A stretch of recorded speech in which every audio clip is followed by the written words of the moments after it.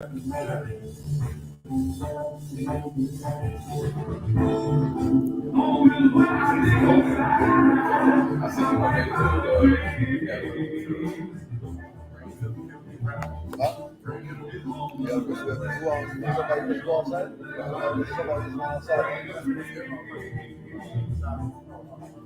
yeah, brother Ron outside.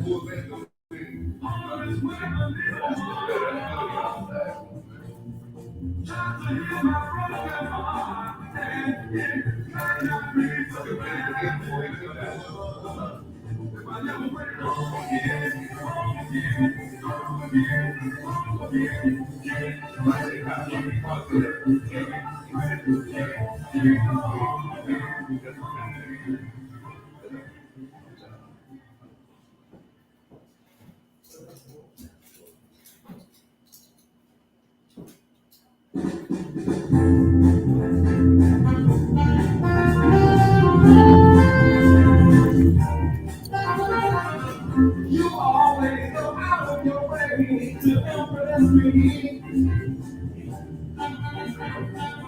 Don't you know right now? Ain't no need to impress me. I will protect you time you smile. When I feel like you need a smile. So very beautiful when you are, you are.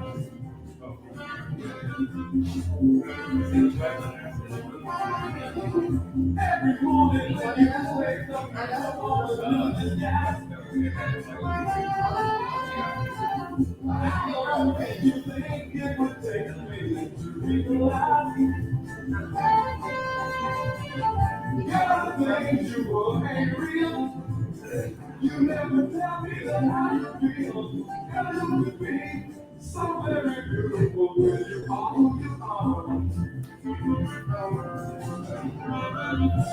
People never seem to want to be themselves. So they end up running in circles, confused. Yes, confused. Just like everyone else. Come on, brother.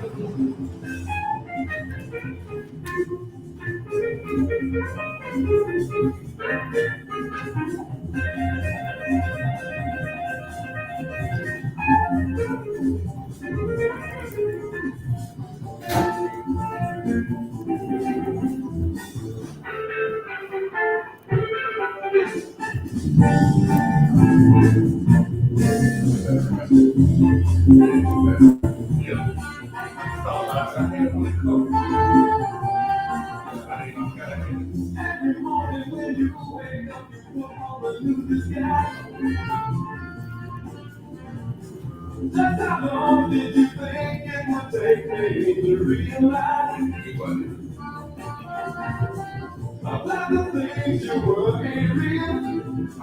You never tell me that how you feel when you could be so very beautiful when you are who you are.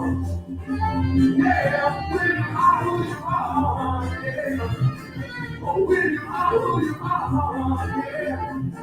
Oh, when you are who you are. Yeah. When you are who you are. Yeah, yeah, yeah, yeah, yeah, yeah, yeah. Oh, when you are who you are.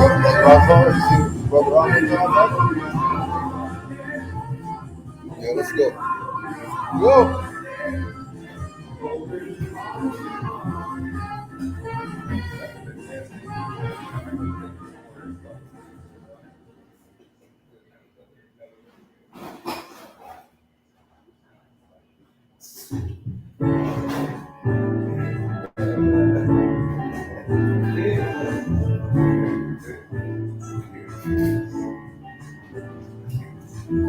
I'm gonna take myself a piece of sunshine and paint it all over my sky. Be no rain, be no rain.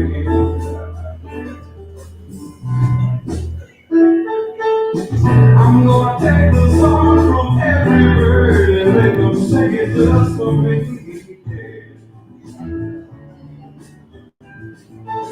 We've got something to teach us all about being free.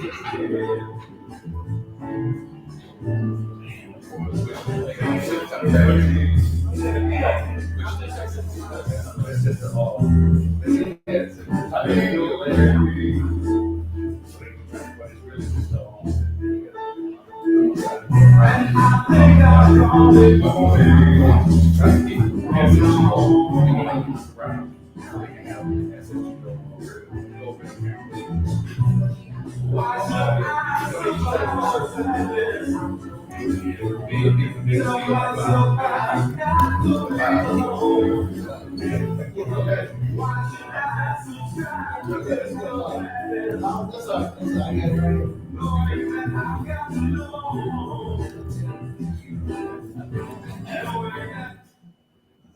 Islam.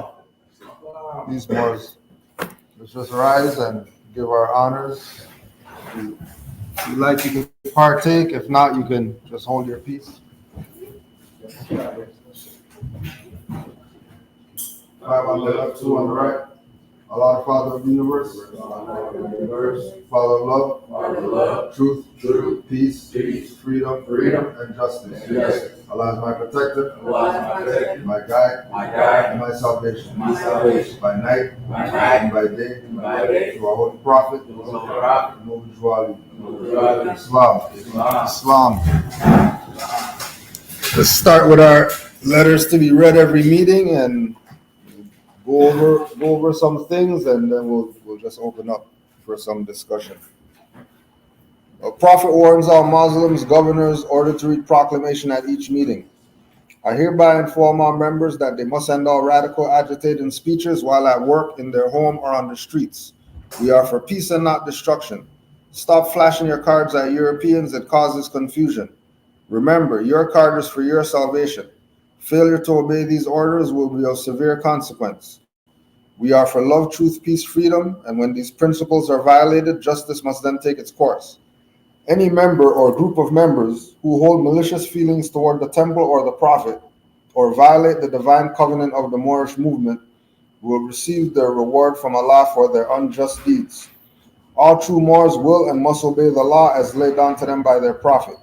If they lose confidence in their prophet, they should turn in their card and button, cease wearing their turban and fez, and return to the state where I, the prophet, found you. This is a holy and divine movement founded by the prophet Noble Ali. And if the prophet is not right, the temple is not right. The prophet, therefore, is sending out a divine plea to all Moorish Americans that they do their part in protecting their prophet and the temple. This is an everlasting movement founded by the prophet through the will of Allah to redeem his people from their sinful ways. Noble Ali. So that was Friday, January 15th, 1929. January 15th, 1929. So when we look at the atmosphere during that time, there were agitating speeches coming from Moors, radical speeches coming from Moors.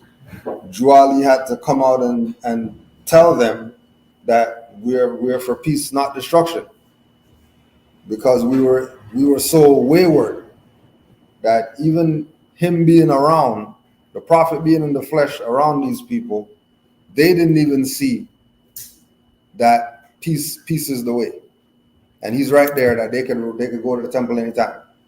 All right. Stop flashing your cards at Europeans. It causes confusion. Right there again, we're talking about back then. Moors were standing up for their rights. Back then, Moors were not taking the colonization, Jim Crow, slavery, whatever it is. They were standing up.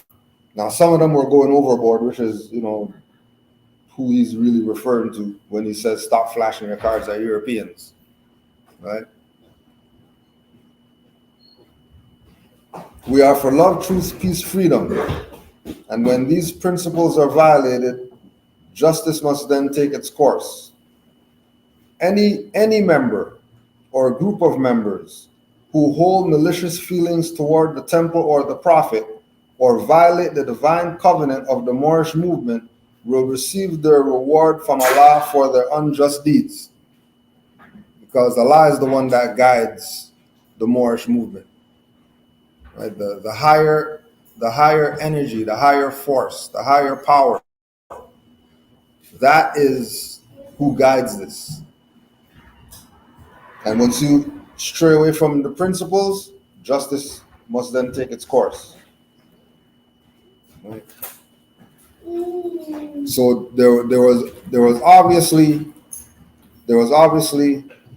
a lot going on during that time for Noble Drew Ali to put this out there, right? Prophet warns all Muslims, governors, ordered to read proclamation at each meeting. So from 1929 to now, they should be reading this stuff every temple meeting, right? And then if they read this, then they would know Noble Drew Ali was referring to certain individuals based on their actions, because that's how you know if somebody's Moor or not. You don't know from them talking or flapping their gums or whatever. You know Moors from the activity that they're putting in, right? It's no different than when we were near Colorado, and we go to a store, and just because we have fezzes on, some drunk just, hey, Bay's right, L's right, running up to us, give me a hug, we're Moors and all that.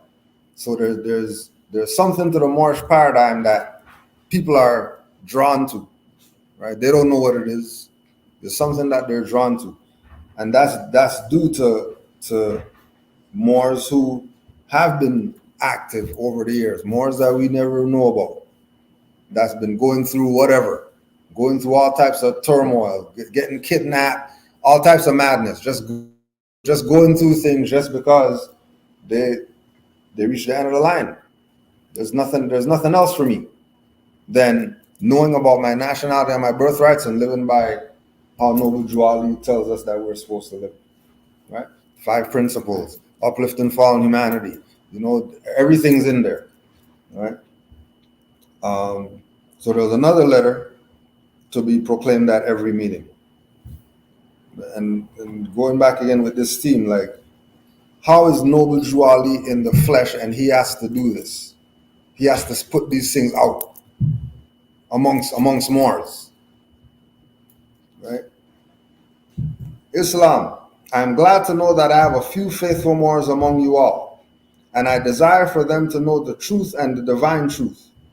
There is a host of jealousy about me and the movement now by the same people of our side of the nation that claim that I was only a joke and unreal.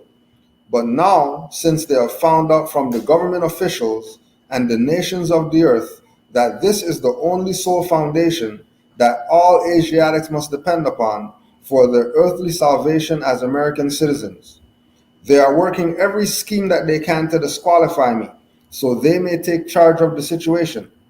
I have notified all these things to you long ago in the past. It is through the faithful Moors that attribute to the movement and uplifting funds. The ones that paid their divine respect to me and the movement will be remembered. That is why I am calling upon all faithful Moors to increase their faithfulness to me, your prophet, and your divine Moorish movement. I need finance, and I need it badly. Never before have I needed finance so badly as I do at present, so I can shove aside the discord that is facing the nation. It all comes through jealousy because of my fame and nobility. The nations of the world will not recognize the movement without I, the prophet, being head. It has been proven by my works, which I have performed in the past few years. Prophet Noble Drew Ali. It has been proven by his works. It's not proven by what he said or what he wrote in some book or what somebody else said.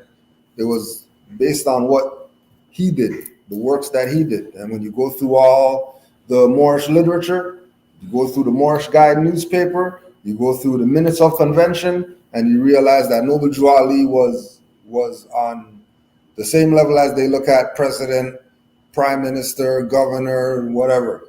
Same way our people look at that is how people were looking at Noble Drew Ali in the 1920s.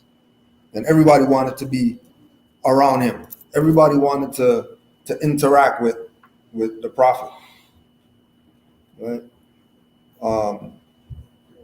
He's glad to know that he has a few faithful Moors.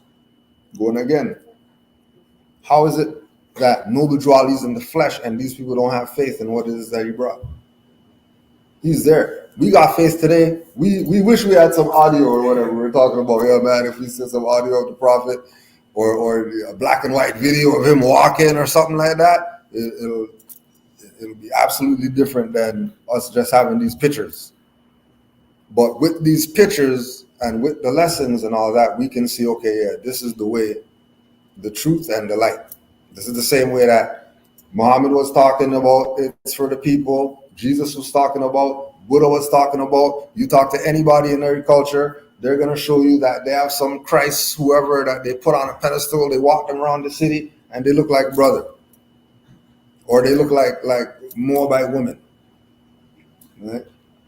Every culture. The only people are the ones above Mexico who don't know themselves that parade around with European Jesuses and gods and all that. All the other cultures, they look at us as the gods of the planet. They know that. All the NBA, NFL, sports, whatever, they know that. Oh, yeah, these are the gods. Put them in the gladiators ring, and we sit back for years and just make millions off these people jumping over stuff and hitting each other and giving each other a concussion and messing up their back and their bones and whatever like that for these people to have their little entertainment. And realize that they only do that with certain people. They don't do that with everybody. Everybody's not built to be a gladiator. There's only certain people. And it's only certain people when they're mad and they're stressed out. And when they're peaceful, they don't want anything to do with them. The only way they could use them is if they're perpetuating some type of negative energy in the world. That's the only way they're going to use them. If it's something positive, they're going to find somebody else to use. Right?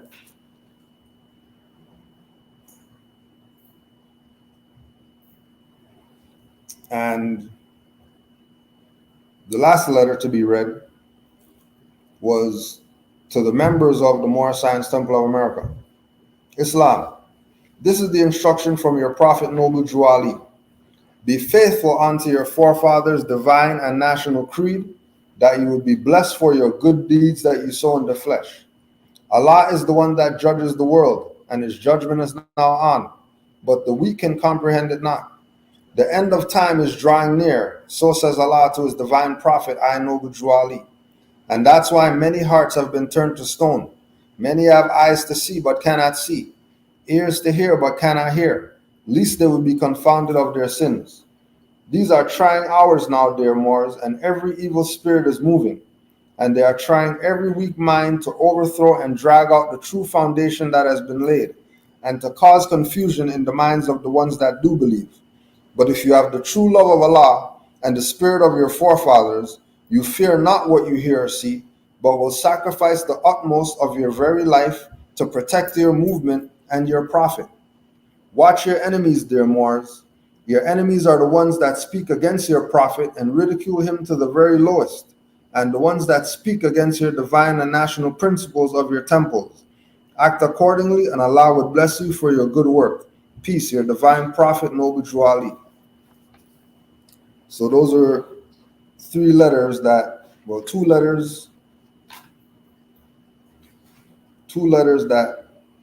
said to be proclaimed at every meeting, and to the members of the Moorish Science Temple of America was him warning Moors about the treachery that was going on inside the temple.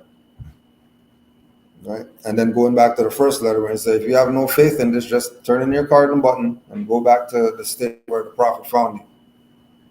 Because this isn't for everybody, unfortunately. Right? Because most people don't want to be part of it, not because it's not for them. Right? They have a a misdiagnosis. So that's from a book called The Moorish Literature that has all other stuff in there about Noble Drew Ali and articles from the newspaper and other letters and things relative to us knowing who we are and us knowing what it is that Noble Drew Ali presented for the Moors. Now, based on what Drew Ali presented to the Moors, we also want to make sure we let the people know about the proclamation that came out for this jurisdiction.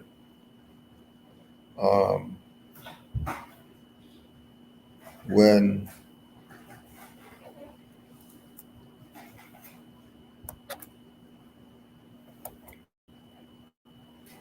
now there's two proclamations, one for City of Charlotte, one for City of Fayetteville, and then there's also the Atlanta proclamation, just so the Moors here could see that even the Moors from Atlanta are here because they wanted to be part of the Moorish, the Moorish gathering, right? So we're going to read these two proclamations just so you could know what the city's known and they've been known. And this is from January 8th to 15th, 2012. So City of Charlotte, North Carolina proclamation. Whereas the Moorish Americans are descendants of the Moabites, Hamathites, and Canaanites, whom inhabited the northwestern and southwestern shores of Africa. And whereas the Moorish Americans, being aboriginal to the territories of North, Central, and South America, have formed a sovereign theocratic government from among themselves and guided by the command principles of love, truth, peace, freedom, and justice, through virtue of the universal right to self-determination and the Declaration on the Rights of Indigenous People.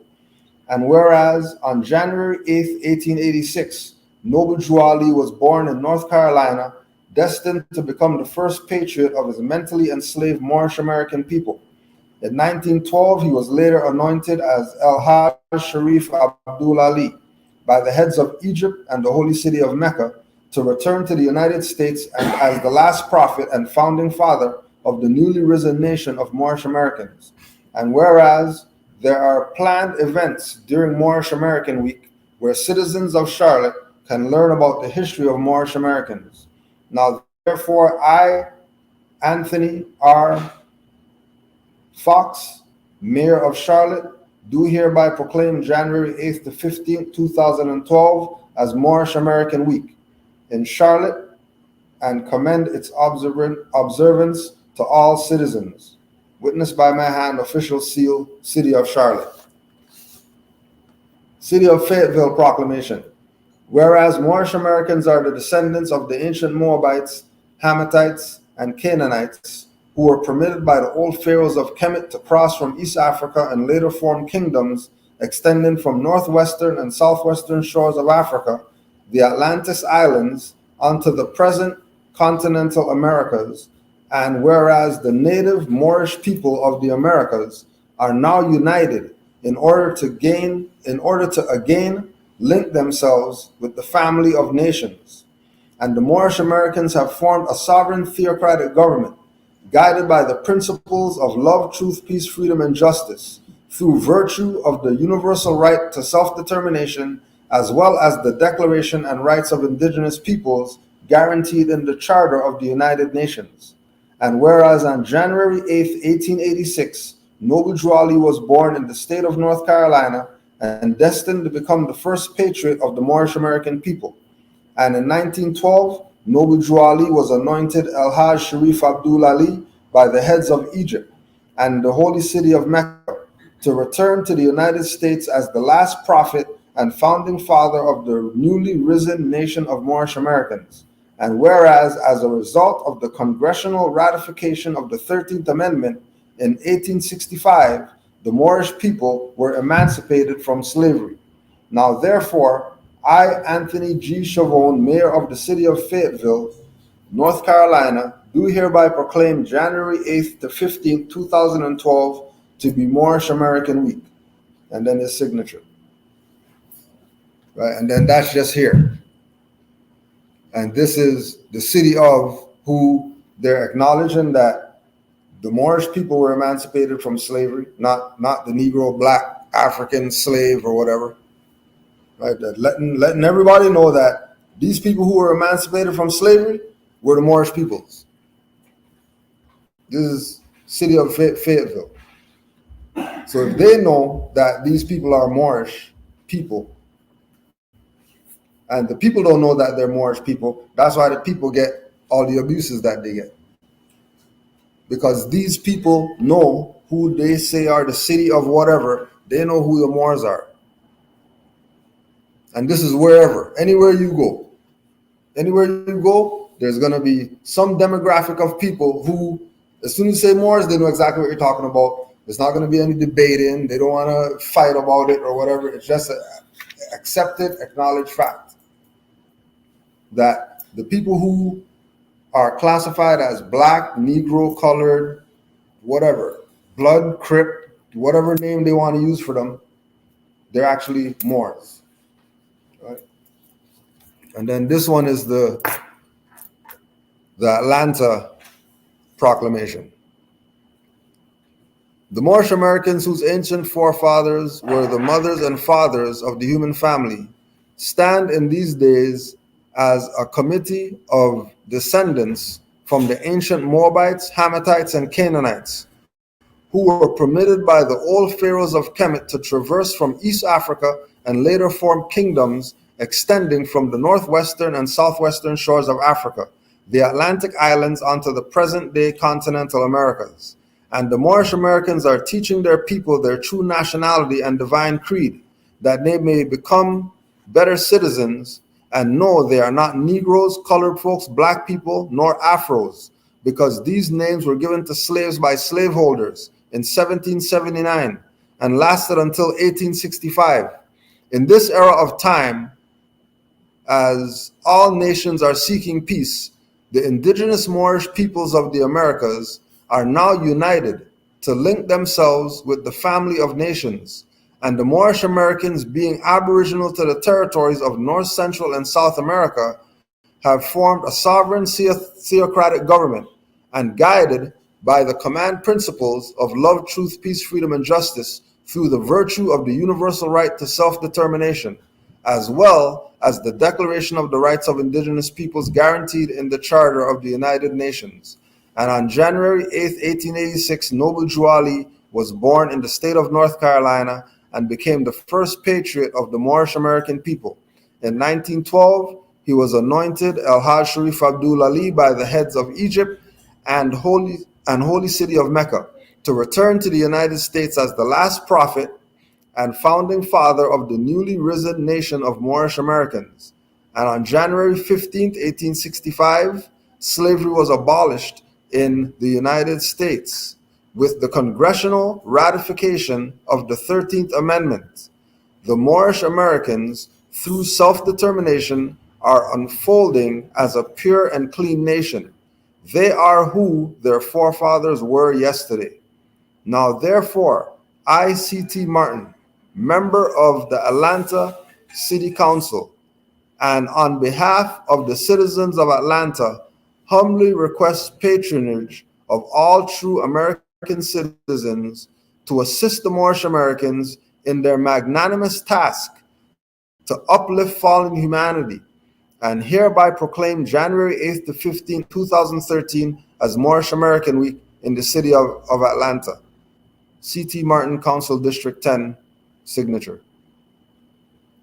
And so they're acknowledging that they know that the Moors are aboriginal to the territories of North, South, Central Americas.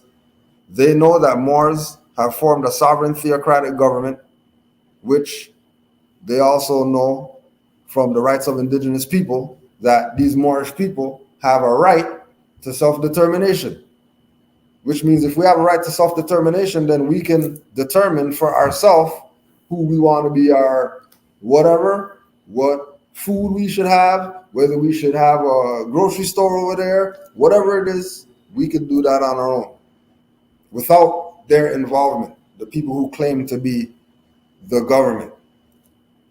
So if they're claiming to be the government, but then the government is saying you have a right to be a government, and not only do you have a right to be a government, but you were formed as a theocratic government ever since Noble Drew Ali's time, then that means everything that everybody thought they knew about Noble Drew Ali and all that was wrong. Because anybody who brings up Noble Drew Ali to you, they're talking about religions and pray and Allah, and they're talking about all these things that actually have nothing to do with what this is really about. And when you check the titles that were being used, and you have people secretary and governors and sheiks and treasurers and all that, those are governmental posts. Those aren't religious organization titles. The Moorish Science Temple of America having that flag, the red flag with the green 5-point star, that's a national flag. That's not a religious flag. But people have been so warped that they can't even realize that what was brought back to them was their free national government for us to be ourselves as Aboriginal and Indigenous people. And the platform that we use to maneuver through the whatever it is that's going on out here from back then, which is why he set it up, is Moorish Science Temple of America, Moorish Divine National Movement, Moorish Holy Temple of Science, Moorish Manufacturing Company, Moorish whatever it is that the Moors had. All of it was a branch of the nation. So the nation could reach a little bit further to get some more, reach a little bit further to get some more, based on where all these people's different mindsets are at and how far they have gotten into their realizing themselves or their waking up. So he got to the ones who are on the black level, got the ones who are on the Negro level, got the ones who are on the Ethiopian level, saying, oh yeah, back to Africa or whatever. Got the ones who knew that they were Moors and wanted to go further. Moorish Holy Temple of Science, Moorish Divine National Movement. Oh, Moors who are looking at this from a broader perspective. Oh, Moorish Nation, Moorish Empire. Even bringing up Moorish Empire to Moors in the 1920s is to trigger those who are on that level to know that, oh yeah, we actually did have an empire that was ruling the world, and everybody knows this except our people. Okay. Going again to Drew Ali. This is Islamism, Moorish Divine Nationalism. This is by Heru Ranasi L. And it's just some excerpts from this. Right, we're talking about self-determination. Page 25. In the spirit of being self-defining and self-determined, we do hereby proclaim to the families of nations that this is our culture, and we ask no one for validation of who we are. We will not compromise our heritage, nor deny Prophet Noble Drew Ali, like Peter denied Jesus in the book of John, 18:15 to 18, 25 to 27. Once we shook off the shackles of ignorance to look inward and realize the God within, we realized that one could never be Negro, black, or colored, because these were marks placed upon the Moors by the European nations. We are none of these things. We cannot live the life of anything that deludes to the above-mentioned false identities. The interests of the Moors supersede those of other nations. To us, because all other nations have the interests of their own citizens at heart, we cannot take a passive role and expect another nation to feed us, clothe us, educate us, protect us, finance us, etc. These are things all nations must learn to do for themselves, or they will be slaves to the nation that does provide these things. All right, we cannot take a passive role and expect another nation to feed us, clothe us, educate us, protect us, finance us, etc.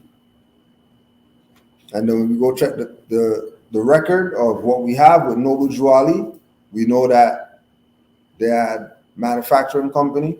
We know that Moors had multiple businesses.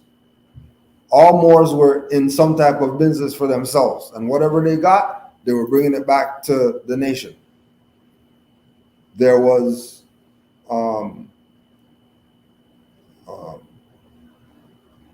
Moorish tailors and seamstresses. There was, with regard to the clothing each other. There was Moorish food spots. There was Moorish schools. Protect us. There was the Moorish Mufti force.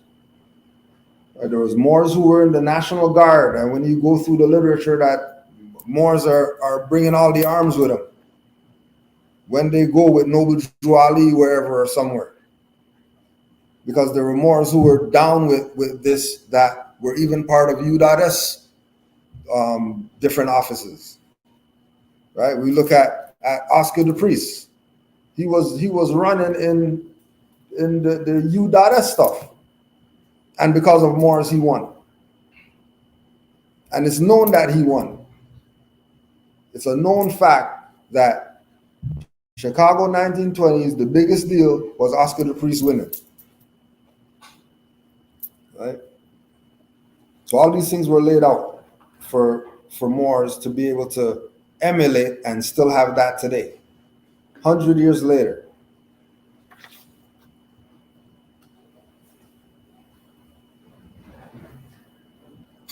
Right?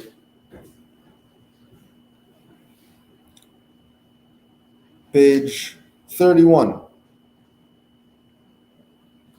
These are the ancestors of the so-called African American and Latino, the Moorish forefathers and foremothers. They are not described as niggardly, lazy, shiftless, non-unified, stereotypically ignorant, their own worst oppressors. They are described as an industrious people, unified and dignified. It was universally known that they were honorable and full of integrity.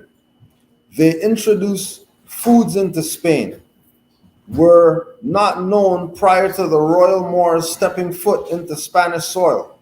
They worked hard, spent their money wisely, and were master merchants. No, your forefathers and foremothers weren't ballers. They wore the finest of silks because they manufactured it themselves. They wore the best gold because they owned the mines and mined it themselves. They lived in elaborately constructed homes and prayed in lavish mosques because they designed and built these things themselves and owed no one a mortgage because they ruled the land. They did not rent their lifestyle. In the entire Moorish society, there were no beggars. Can you imagine that? We know it would be difficult, especially if you are from one of the bigger, older cities in North America. If you are from New York, Atlanta, Detroit, Newark, Los Angeles, Chicago, Cleveland, Cincinnati, Miami, etc., you have grown quite accustomed to seeing thousands of disenfranchised people roaming the streets, homeless, some addicted to illicit drugs, and begging on a mass scale. Again, all these issues that Moors were having, as far as social issues that Dr. Francis Cress Welsing and all these people were talking about. All of these issues were solved when Noble Juali was around. Like, the issues were actually resolved, and we were making progress in the right direction. And as soon as they got Noble Drew Ali out the way, now the Moors were supposed to be on the higher thinking, and they would have just been taken over where Noble Drew Ali left off. But because of the infiltration and everything else, people saw it fit to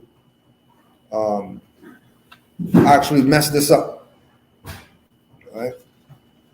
So that in these days and times now, it's looked at as if the Moorish paradigm isn't the way to go, because our people are now in this this image thing where image means everything, and unless you have a whatever, then you don't count. Unless paperwork costs 5,000, that paperwork's probably not the right paperwork, right? Because people are out there spending 5,000 and all that stuff for papers that it might cost $1 a page to print, and people are actually going out and not paying their whatever so they can go get some papers that they're going to go try to use around here to be a Moor, right? And all that confusion is based on individuals who had this information, and they either kept it quiet, they didn't say anything about it. Just like we say, with somebody out there has the audios. We don't know when it's going to pop out, but somebody has the audios and the videos, the Noble Drew Ali and all that, the Moorish Convention and all that stuff. If they got Garvey's parade and all that, they have to have Drew Ali's parade. They have to have it. It's just who has it, and when are they gonna put it out? Right? One of the other things that were mentioned in here was about passivity, and Noble Drew Ali made the reference that all Moors are active, not passive. And when I was at the Navi Bay Library, I had borrowed this one. Battlefield of the Mind, Winning the Battle in Your Mind, by Joyce Meyer, Meyer. Battlefield of the Mind. Chapter 14, A Passive Mind. My people are destroyed for a lack of knowledge, Hosea 4:6. This statement is certainly true concerning the area of passivity. Most Christians are not even familiar with the term, nor do they know how to recognize the symptoms. Passivity is the opposite of activity.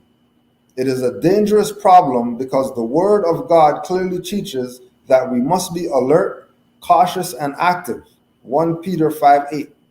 And we are to fan the flame and stir up the gift within us, 2 Timothy 1:6. I have read various definitions of the word passivity, and I describe it as a lack of feeling, a lack of desire, general apathy, lukewarmness, and laziness. Evil spirits are behind passivity. The devil knows that inactivity, failure to exercise the will spell the believer's ultimate defeat. As long as a person is moving against the devil by using his will to resist him, the enemy will not win the war. However, if he enters into a state of passivity, he is in serious trouble. And then that's why we're in serious trouble. Because we got out of being active and started being passive. We got out of flashing their cards at Europeans to not even having nationality cards now. Because we're content with what the Negro, black, colored, whatever offers, right? Empty space is a place. Never give place to the devil. The place we give Satan is often empty space. An empty, passive mind can be easily filled with all kinds of wrong thoughts, right? Which is why the theme with Moors of say like the 90s and up Moors had this this connection to studying and getting information and researching and doing all these things, because all those things fill an empty mind. And the amount of times that Morris said, you know what, instead of going to wherever the Negro is going to be at, I'm going to go home and study. And then because they went home and studied, place got shot up, 5 people shot and all that stuff, because they said, I'm going to go home and study, instead of going to where the Negroes are at, being of a higher mind, right? An empty, passive mind can be easily filled with all kinds of wrong thoughts. A believer who has a passive mind and who does not resist these wrong thoughts often takes them as his own thoughts. The believer who has a passive mind and who does not resist these wrong thoughts often takes them as his own thoughts. So if that's not, so whose thoughts are they if they're not his own thoughts? These wrong thoughts that come up. And again, on top of, with the thing of the passivity, we also go to the Moorish Quran, and it talks about belief, faith, and fruition. And that belief, actually, no, go to belief. Just to give it, since we're near North Carolina, I'll go just read this. So when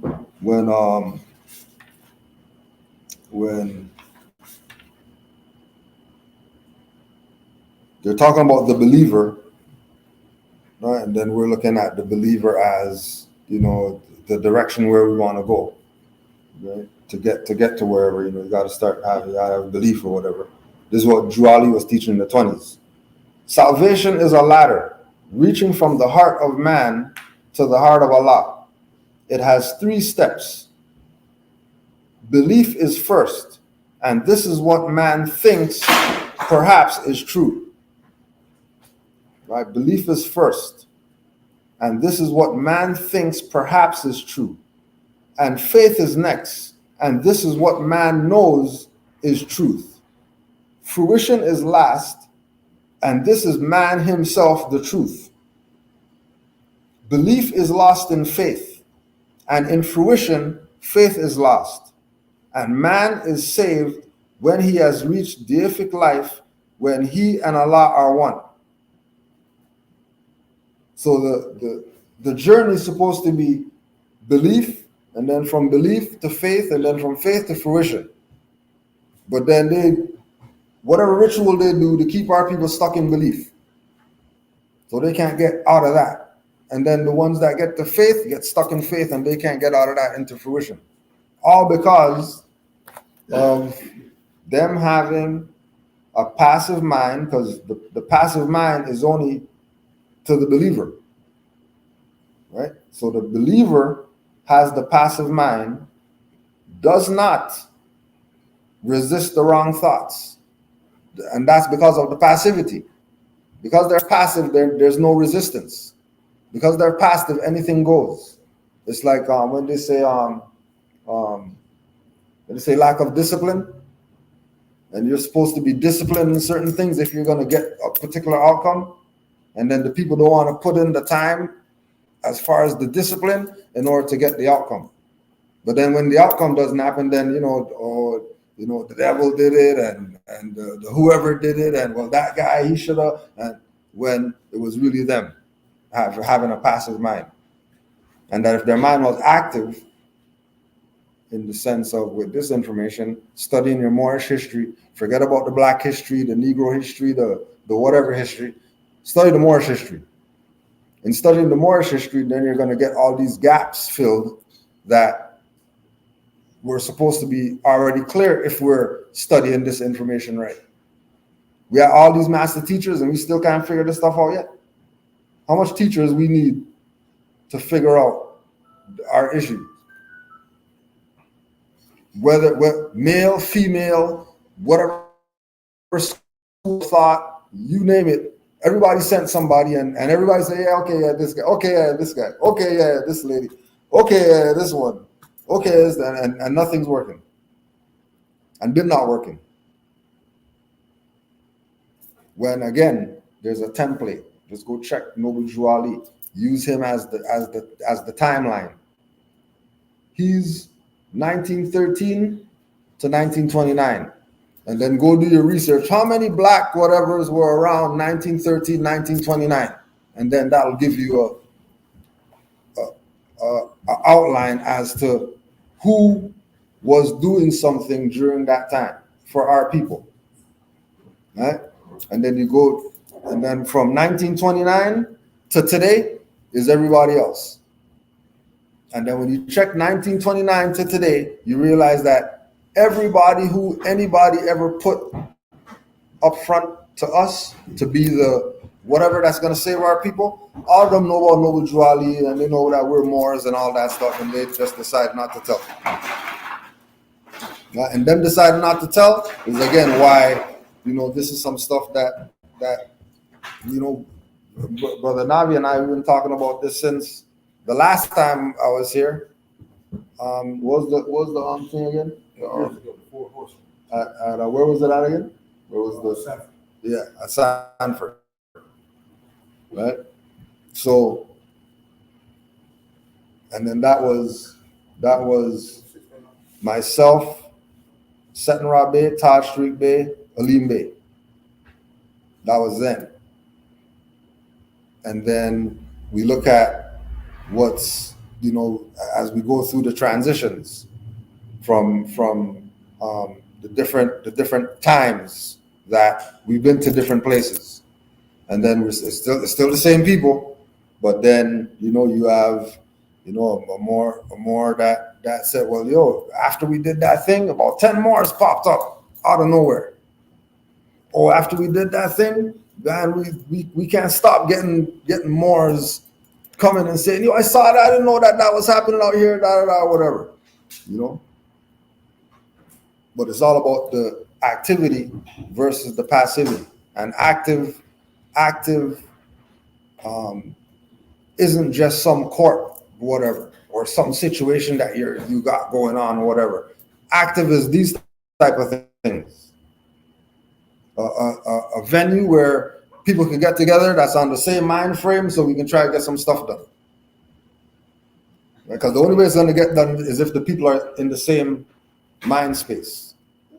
It's not the hardest thing to do is get something done with people who don't see the vision. They'll be battling you about why this and why that or whatever like that when you already have the vision. All you got to do is get online with it. And that's where Noble Juali was in the 20s, that he saw the vision and certain people jumped on board with him. And they were on board 100%, no questions asked. And these are the type of Moors that are the ones that the people need to assist them with getting over and getting through and figuring out all this madness that's going on. It has to be real ones, right? Because when we just use him as the reference point, like we're saying with the proclamations, right? These proclamations alone should be convincing people that, hey, you know what? It's actually going down. You know what I mean? It's actually going down. The city of Atlanta, they know what's up. They put out a proclamation 2012. It's 2024 right now. How much more convincing do they need? And on the other side, how about we don't need to convince anybody more? How about the ones who are down? Let's just get some stuff done. Part of these things. We went to check the Moors near Atlanta. Whoever shows up, all right, this is the new family now. Everybody exchange numbers or whatever like that. Keep in touch, and that's what this has been. Right, we did this last year. Same thing. Going different place to place. Just pop up, see who shows up. All right, whoever's there, make sure you guys exchange numbers. Now you can't say you don't got Moors where you're at. And that's how we figured to sort of force the unity to happen. Because we're still gonna say, call or whatever. 20 people there, and then when all the lights go off and then they come back on again, then there's 5 people. So we know everybody's not going to make it. We know that, the turnover rate is crazy. People getting into this and then leaving or whatever like that. But all that's all because of their perspective and them not really getting it how they're supposed to get it. The truth is that this is your birthright. Noble Ali didn't bring this for you. The temple didn't bring this for you. Some book didn't bring this to you. This is something from the universe. This is something that you're born with. You could not want this and you still have it because the universe wants you to have this. You could play like you don't want this all you want, and you're gonna keep stubbing your toe until you wake up to the sense that, okay, I have to embrace this now. I can't play like this isn't real. I have to take the responsibility to accept the fact that I've been wrong for all these years, calling myself black and all this other crap, calling myself whatever I'm calling myself, reading all types of BS that has nothing to do with anything. And then you get to here, and now you're connecting with individuals who they got something going on in their life.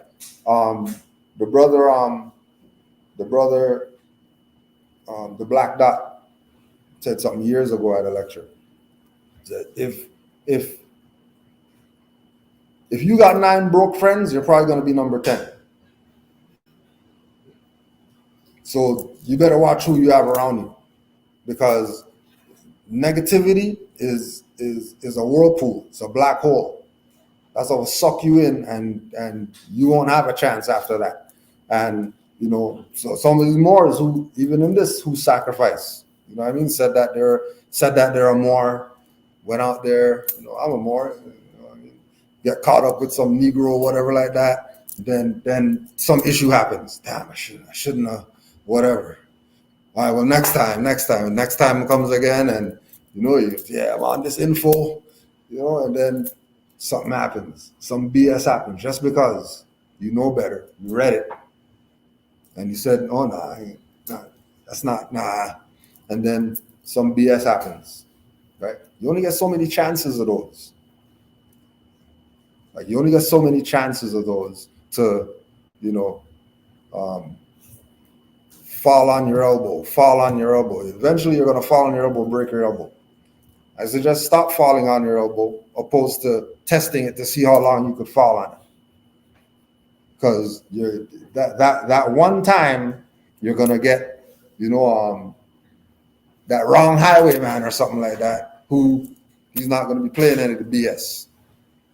He's going to really have the red skin, the red neck, and all that stuff, and you're going to have to deal with this guy with your whatever issues were, because of this repetitive thing of, next time.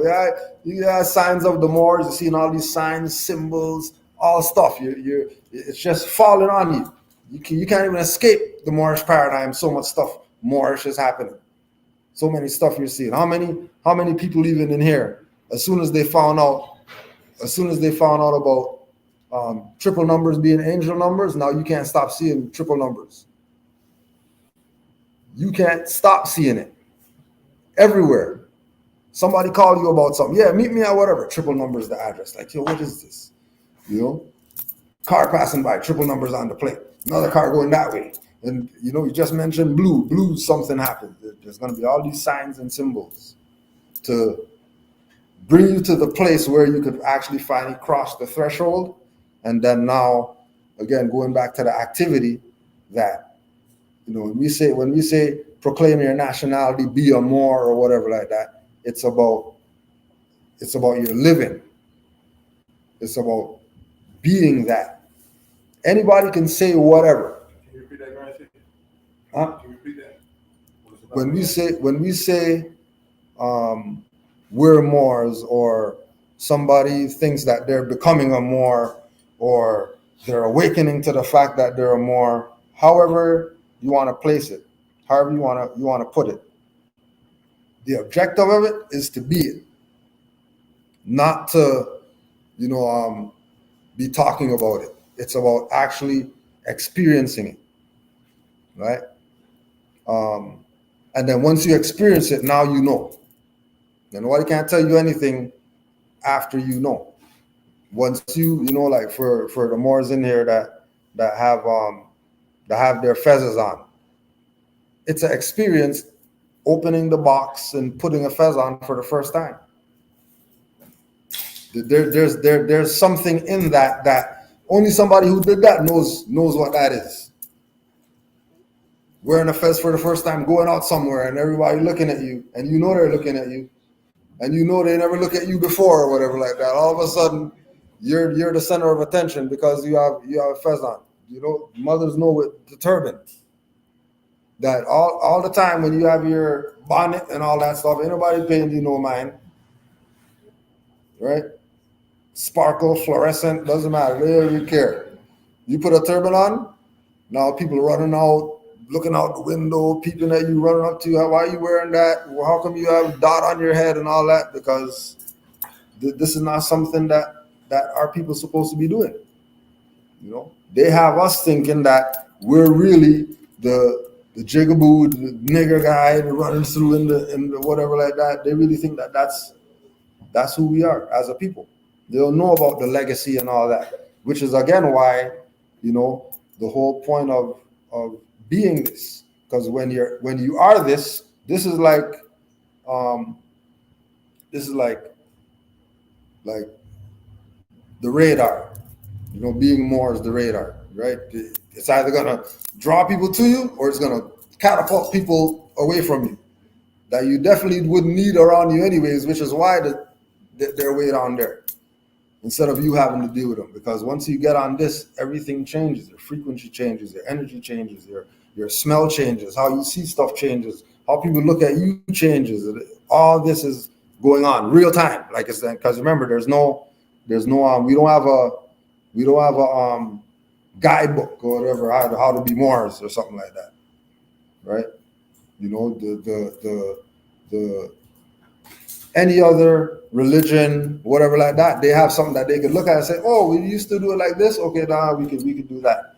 But when we look at us being Moors, it's real time with what that is. What does it mean? What does it mean to be a Moor? Only a Moor could tell you. And then with the people who's asking, you know, they're asking everybody but Moors and want to know how come they can't figure this out or how come, you know, this didn't work or whatever the case is. Well, if you're asking black guys about Moors, the answer is going to be warped. So if you have a warped answer, when you exercise that warped answer, you're going to get a messed up result because you didn't get it from the source. You got it from outside of the origin, right? So we want to make sure that we allow for Moors to engage with each other and all that.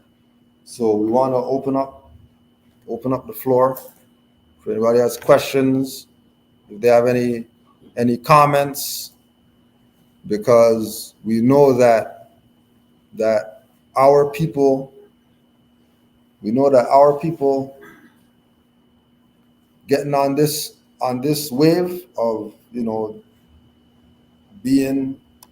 knowing the truth about who we are and our nationality, that there's a lot of people out there that's putting out wrong stuff and messed up perspectives, and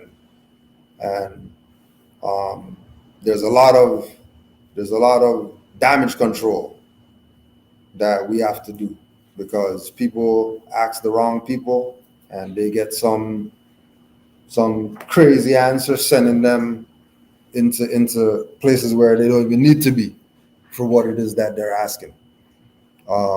So there's no questions are off limits or whatever like that. So, you know, ask whatever you will.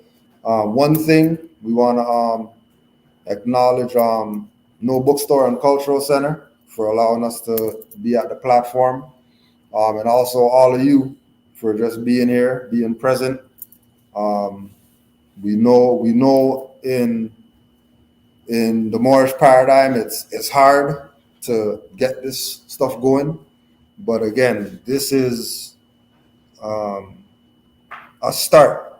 This is a start for the Moors who are near this territory. To you have a spot, you have a place that you can go to, that you can come to, that you could be together around Moors and put your minds together to get some things done for Moors in your territory. You know, I don't know if you have anything to put out. You good? All right. So if there's any questions, you can ask whatever questions you have. Is Jesus coming back? I'm asking for a friend. I heard the choir when I was walking in. So like, They're waiting for him over there. Everybody run at once. Yeah. Go ahead, sis. Thank you. How does one become the grand chief? Like, what is that like? Is Chiefs and born all the time. yeah, like how did you get to that status? So in 2008, I went to Chicago because found out about Noble Drew Ali and all that stuff, and the Moors said, well, the only way you're gonna know what this is or whatever, you have to experience it. You know, I could tell you whatever, but you gotta experience it. So went to Chicago. When we got to Chicago, they were impressing, without my knowledge, they were impressing that, leadership and taking a bigger role and whatever like that, because we came from doing lectures and stuff like that, bringing people to Toronto to do lectures and all that. So the Adept Chamber, the Adept Chamber members pulled me, and they were saying, listen, like this is prophecy, of you being here or whatever like that. I don't know. I'm oblivious. I'm still black, and I know who the Moors are, but I'm not saying I'm a Moor or anything like that, right? And they pull out the article talking about Noble Drew Ali wanting to start something here, and the fact that I came there, and they have this article that says, oh my gosh, like we're gonna have to set you up so that you can go back and do what Noble Drew Ali said to do for out there. So this is where I got inspired to write the Noble Drew Ali Plenipotentiaries book, because through that discussion, they had let me know that there was a sellout in the Moorish movement. There was all these different people vying for position in it, and they're gonna challenge you. When you say Moorish Science Temple of America, Toronto, they're gonna challenge you like, yo, who are you? Right? Who gave you your authority and all that stuff or whatever. So that Adept Chamber is what voted for me to be Grand Chief, Divine Minister, Grand Governor, so that we can get the thing established here. And then once it's established, then I can go out and get everybody else to fill in whatever positions. Right? But it was from them seeing it as a prophetic thing, and that nobody's gonna tell them no. Like the fact that they had the article with Noble Drew Ali talking about specifically Toronto and wanting to establish something in Toronto, and us coming from there, like it was all of them. So when we had we got our charters, we got our seal, we got our everything that we needed to be Moorish Science Temple, Moorish Divine National Movement, Moorish Holy Temple of Science, whatever it is that we wanted to do, we got to sheet them certificates, dues, cards, whatever it is, everything that we got, right? We just dumped at us, and they said, hey, go do whatever needs to be done. And then here we are now. I mean, love, truth, peace, freedom, justice toward them, just because these Moors said, this is something bigger than than us getting some popularity because we helped establish the first temple in Toronto or whatever. Yeah, so and again, part of it was because it had to be done in order for me to be able to do what it is that I'm doing. So whatever they saw, like they saw all this before we even saw all this, right? Whether it was like an energy thing, like just knowing that okay, well, there's certain Moors that you meet, you already know, yeah, me and this Moor, this is gonna be fun. You know what I'm saying? So after having everything and going over everything or whatever like that, I realized what they were saying. That like this is what we already been doing. You know what I mean? Having the lecture, the people like this, and then instead of me up here, it's gonna be whoever we brought to lecture. You know what I mean? And I would have had my little 2 minutes to go up there, introduce whoever, and then I'm off the stage, and then whoever is gonna do whatever it is that they're there to do. So it was definitely an ordained thing. It wasn't in the plan. Like I was just going just to check this Moorish Science Temple Noble Drew Ali thing because I never seen pictures of Noble Drew Ali ever. Heard about the Moors, but never really heard about Moorish Science Temple in that way, and was just going to check it out, just to see like what is this? What is this thing? I never seen this man ever. Who is this individual? Why is he dressed like that? Why are they wearing these red hats and whatever, and then seeing it in action.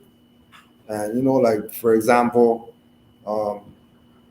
like going through the same thing in my mind with the lectures that we used to bring or whatever. You know what I mean? Like you cater to them because you're the host. You know what I mean? So they get the hotel. They're gonna get picked up from the hotel.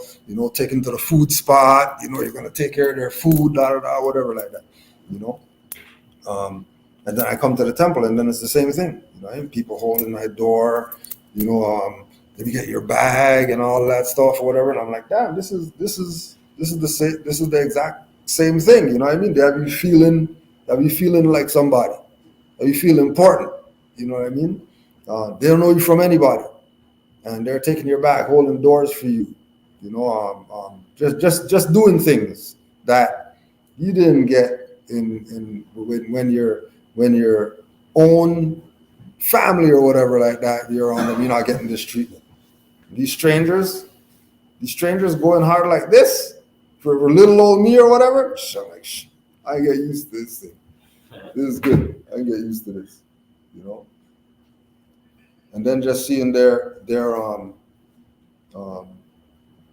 how they were living as Moors, one thing that always stands out was going to, I think it was like a fabric store or something like that. And then we walk into the store, and then all the clerks in the store, they just stop what they're doing, and then all of them just go to this Moor. And then they were dealing with him with whatever it was he was there dealing with, and then everybody just went back to go dealing with the customer they were dealing with. More got his little stuff, and then we were out. It was just weird. Like, why would all these people just stop dealing with everybody? We went to a food spot, and I guess whatever popular food spot or whatever like that. Line up near out the door, and it wasn't like we were just going there to pick up something and leave. You know what I mean? They went. Oh yeah, send the Moors up or whatever. They went pick their stuff and all that, and it's like, okay, well, people are seeing them like this for something. You know what I mean? Like it can't be because all of us look the same, but these people are getting treated like crazy different than how I seen our people get treated by anybody.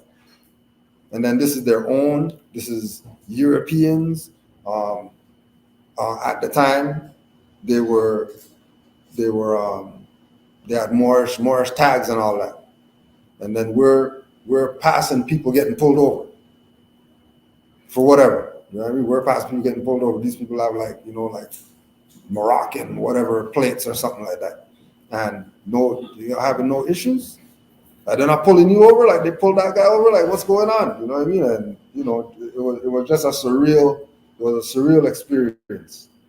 And a lot of that is just what turned into being what it is that you see with Canaanland Moors and whatever like that.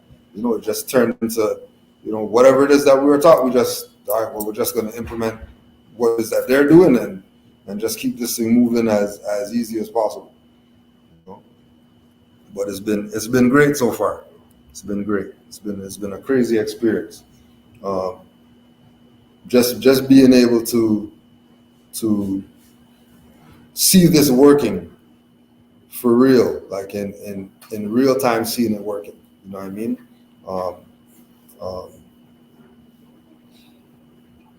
Even coming into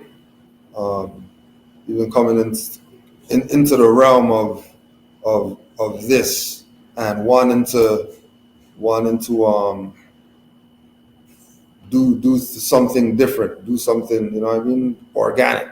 And is the more Jedias with his woodwork and stuff, that damn, like Morris could be doing all types of stuff. You know what I mean? Just looking at the attention that he put to his craft that people would say, is a trade, and like this could be some miraculous stuff that's going on just from this Moor knowing the trade. Like, okay, well, there's mechanic Moors and there's plumbers and there's like the nation thing could happen easy, but everybody's not there. Everybody's not there. So it's gonna take some of this, Moors just coming together and making it happen just because it just has to happen. And then too, not getting caught up in the whole thing with the titles and the whatever, because the majority of people don't do what they're supposed to do because they think with a title is how it's supposed to be done or whatever like that, when it's not really. It's really your heart. It's really is this more vibrating on the frequency that we can get some things done and not need a title to do it, just doing it just because you find those are the ones that you want to be around, the ones who aren't caught up in the fame and nobility like Drew Allen's talking about. People really jealous of that fame and nobility, that idea that they can sit in a seat and then be popular or whatever, or have their ego stroked or whatever the case is, because I've seen that part of it too. People get the title and then they lose their stuff, lose it, because it's a real thing. The fame and nobility that comes with this, when we were talking about last night, like our meeting people for the first time. I'd be like meeting Taj and these people, and you're like, yo, that's like, whoever meeting Jay-Z or Michael Jordan or whatever, you know what I mean? To Morris, meeting Ras Mariah Bey, going to the classes that he used to have in Harlem and all that stuff, and you're sitting there like, oh, that's them right there. Like, this is not, it's a real thing. Right now. It's real. Yeah. Yeah. How you doing, brother? It's a lot more. I'm gaining a lot of information. I'm absorbing a lot of information that you're giving today. And one of the most pertinent pieces of information that I've absorbed is the notion of being sovereign. Your organization is sovereign.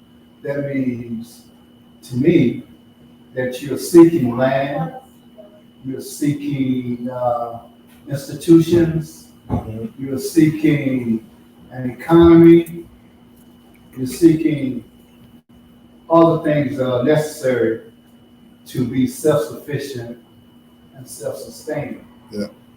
So that alone is something that's attractive. Something that if you're speaking in terms of change, education, and you're speaking in terms of uplifting your people and educating your people, that's what needs to be done. Yeah, most definitely. That being said, everything that predates the Moorish civilization in terms of African spirituality, we had spirituality before we had anything. The African people, the name, of course, you mentioned, that's a European name, they named us. We didn't have that name. Yeah. But we did have a way of life that was rudely interrupted and transformed into what we have today. So I'm in a position of trying to incorporate everything. Yeah. And on some level. Right. It's very difficult when you're trying to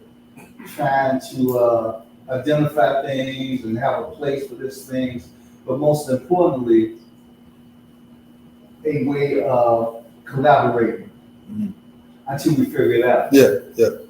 So I commend being sovereign. I support sovereignty. Yeah. That's one of the ways. If you're a real revolutionary and you say you're a revolutionary, if you don't commit to sovereignty, then we're missing it. So we're not brave enough yet. Yeah. The Moorish organization, the Moorish civilization that you have here, you're great. Yeah. It takes courage. Yeah. That's what I have to say. Islam. Give thanks. Yeah.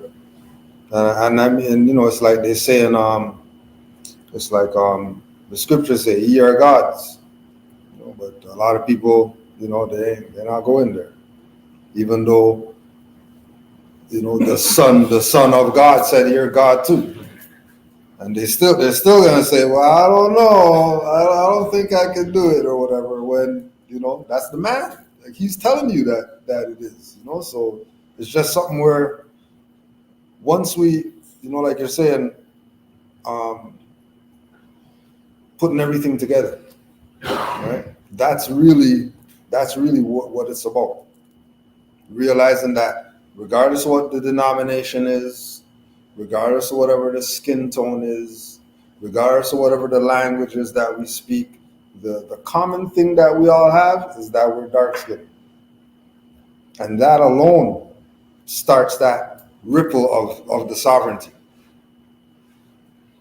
Because that's the unity that we're looking for in order for us to be able to exercise that sovereignty. But it's not going to be exercised we use the example of if you take the Asian community, you don't have any of them that are going out of their way to try to wake up a bunch of their people that call themselves yellow. And then the Yellow Lives Matter and yellow entertainment television and yellow whatever it is that we have as black, they have a yellow version. They don't have that. They don't have that issue to deal with amongst their people. So it's easier for them to galvanize around a thing. Right? You call our people, then you got, the Dominicans, where they want their piece, and then the Caribbean, they want their piece, and then the nigger is gonna want something, and then the blacks are gonna. But all in all, it's one name. If we go check anybody else, how is it that they have their sovereignty? Because they said one name, and that one name in that one landmass that ties to that name that they have allows them to be sovereign.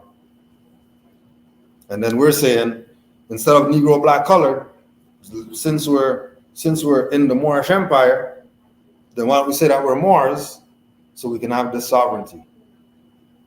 And then with that sovereignty, now we can get some things done as a nation, opposed to as little pockets. Just like we see, and the people who do it good are the ones that are foreign to here, right? They're not from here, but then they come here and then they set up a little pocket, and then that becomes the whatever town. And then all of them are there, whether it's, Somalian, Ghanaian, Nigerian, whatever, Mexican, Brazilian, whatever. They go from wherever they're at to this area of North America, and they have a little pocket where their people could go there anytime, get all their food, their favorite foods from back home and all that stuff. And then we're here and don't have access to do that. Well, I'm glad you're here. And I just want to give a shout out to rural North Carolina. We're in a place right now where everything's available. Yeah. Land, clean water, farming, no bookstore, culture center. So I invite you to keep coming back. Yeah. Do some economic things. Set up what you just mentioned. Begin to plant seeds and set things up. Because that's right here is for the taking. Yeah. Very little resistance. Yeah. Very little resistance. And again, even with the little resistance, what we've noticed over the years is the commitment level to the people doing the things that matter. Right, the things that are of little value, they put a lot of attention to. So when you say things like that, we hear of black friends, put together some finance and they buy 500 acres and they're gonna build a community or whatever, right? These are things that are happening that you're talking about, that we can have this stuff fixed tomorrow if we really wanted to. But how many people are really committed to it? And it's finding those people and then getting the work done with those people. Yeah. I'm looking at it. Yeah. Right. And again, this is part of what this tour is about. It's about not just promoting Noble Drew Ali and the Moorish paradigm or whatever, but for our people to come together like this. For one instance, come together like this, so all the people here could exchange their numbers, get connected, and then we can leave, and then stuff's gonna happen still, even though we're not here. That's where it has to be at, right? Especially with the whole digital whatever, I mean, any little meeting we could have, we'd have to go on the phone and we have a little meeting. The real meeting is the people who are here. The real meeting is the people who are in this jurisdiction to be able to know that, every, Wednesday we could come meet and we could figure out what we're gonna do. Oh, we're gonna do a back to school whatever for the children. Right? Everybody go talk to their boy who has a store. Give us some stuff to put in these bags, so we can give these children some bags before they go to school, like all the other whoever's out here are doing. And we do these little things, and you're just doing it to make sure that humanity is uplifted. Absolutely. And some of the most suffering people out here are children. So if we could have like the Moors started doing near Canaanland, the parents said, we want our own school. Do we have permission to have a school, Grand Chief, because you're the authority of that's your children. What do you want to do? Do we want to have a school? Right? then you go have a school. You have my blessing. Go have a school and save your children, because if nobody else is gonna do it, you better do it. You know, and you know that, you know, taking the initiative, being committed. You know that you know, every Saturday, these children 12 to 3, they're in their Morris school with their Morris children who know Morris stuff like them, and they gotta worry about we're black and all that stuff. You know, changing them. You know, it's really the ones who are gonna do it that matter. You know, we can have all the land we want, but if nobody's not pick up no shovels.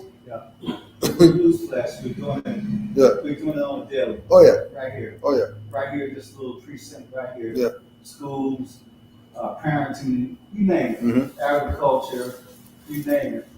And that's why I'm so glad that you took the time to come and introduce the Moorish angle, for lack of a better word. Yeah. The Moorish contribution. Yeah.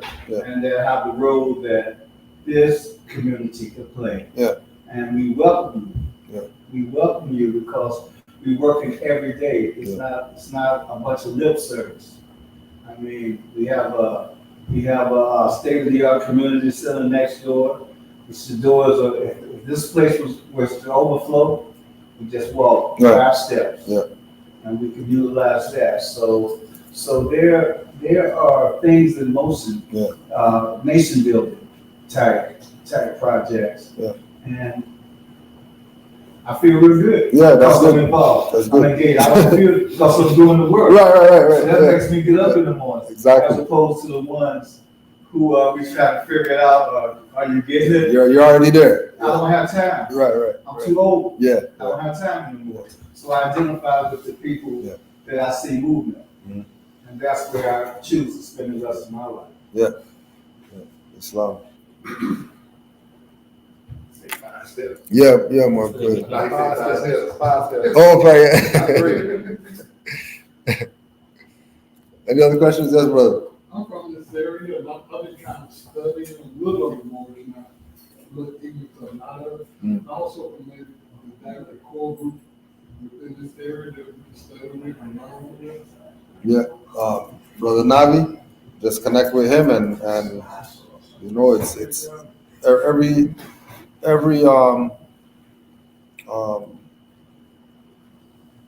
there's an energy here with regard to the information, right? So, like for example, we were talking about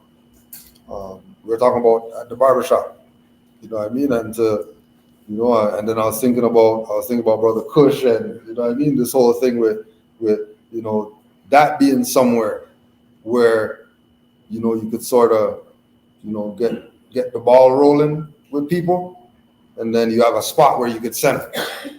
You know, oh yeah, well, we're just, you know, it's just barbershop talk, you know what I mean? But you want the real deal, then go down to the spot to get the real info, you know. And it's just setting these things up. Once it's set up, and then you just step back, and then it's gonna do what it's gonna do, you know. So, like for example, like I know this more is you know, already on the study group, as far as just himself being somebody that, you know, he likes studying.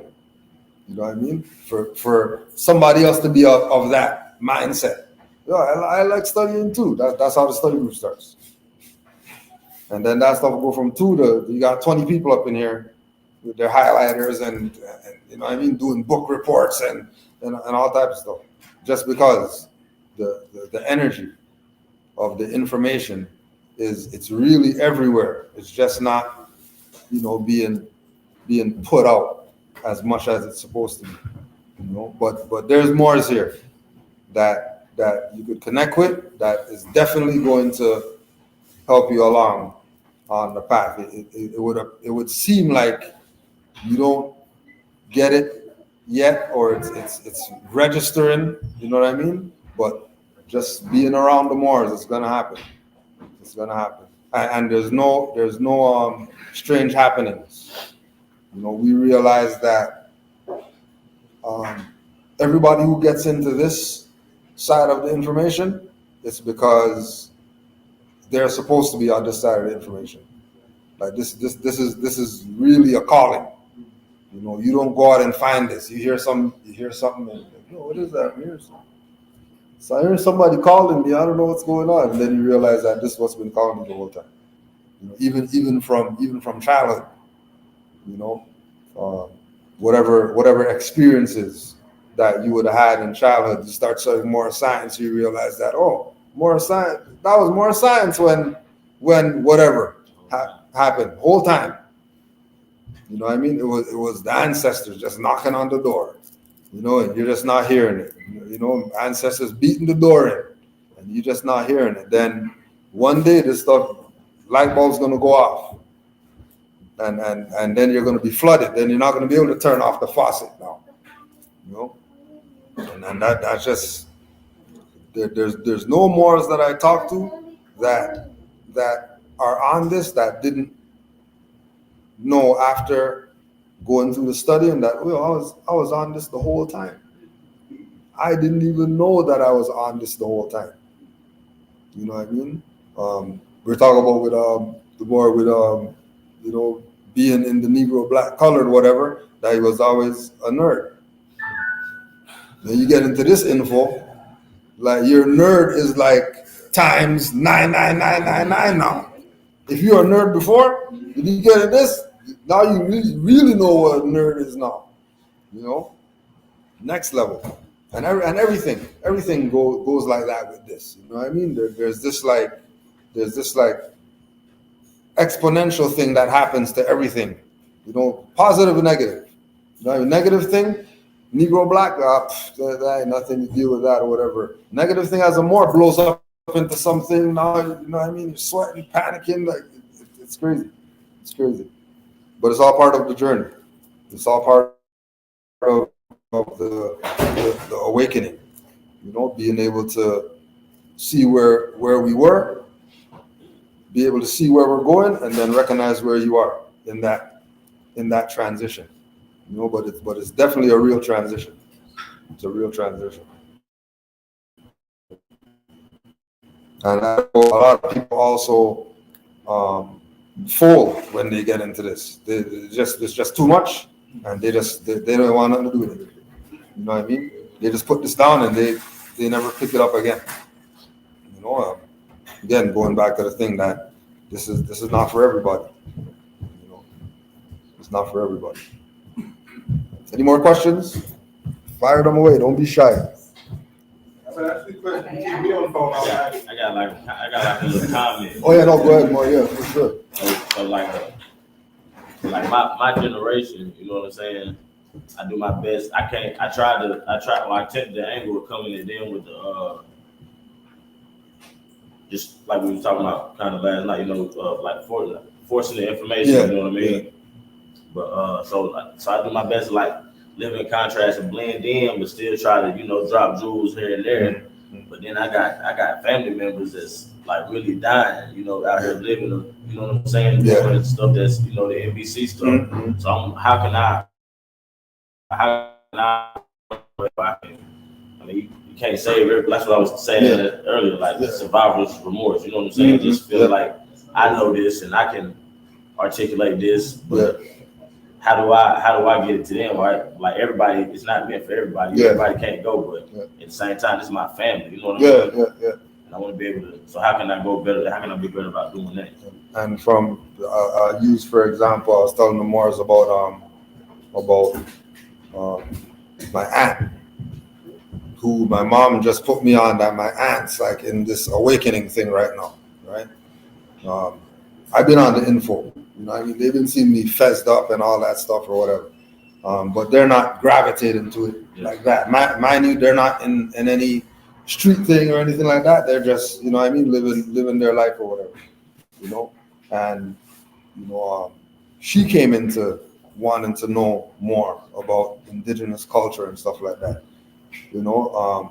So you can't make anybody get it. There's nothing you could do that's gonna make them.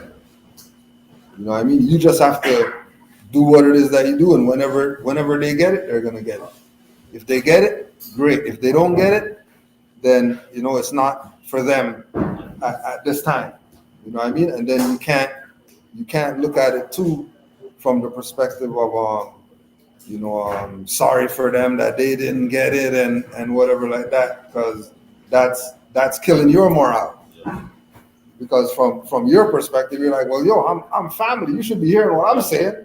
If you're not hearing anybody else, you should be hearing. You should be listening to your cousin tell you about these jewels or whatever, right? But it's not that it's not a personal. It's just not. They're just not there. You know what I mean? To really get it, that like you got it. It's just not there. But then guarantee you 5 years or something like that, they're gonna, yo, remember when you told me about that thing? Oh my gosh, you were right the whole time and all that stuff. And now they have the remorse thing. Because now they feel, oh, I should have been on it as long as you've been telling me or whatever, you know what I mean? So it has its sides, but and then it's all about just the seeds. You don't gotta have the 8-hour conversation, break something down or whatever like that. Just plant a seed. Just plant a seed. And eventually it's either gonna sprout or it's not gonna sprout. It doesn't sprout, then the seed could have been bad, soil could have been bad, you didn't water it, whatever, why it didn't sprout. But the attempt that you made to hopefully have something blossom is more than you not doing anything at all. You know what I'm saying? At least you tried to put them on, and wherever it goes, because you're running into a brick wall with that whole thing of trying to put your people on, they're not getting it, and you're trying to tell them and they're not getting it, and then, well, what am I doing wrong? And then you start going harder, thinking that, oh well, maybe I had some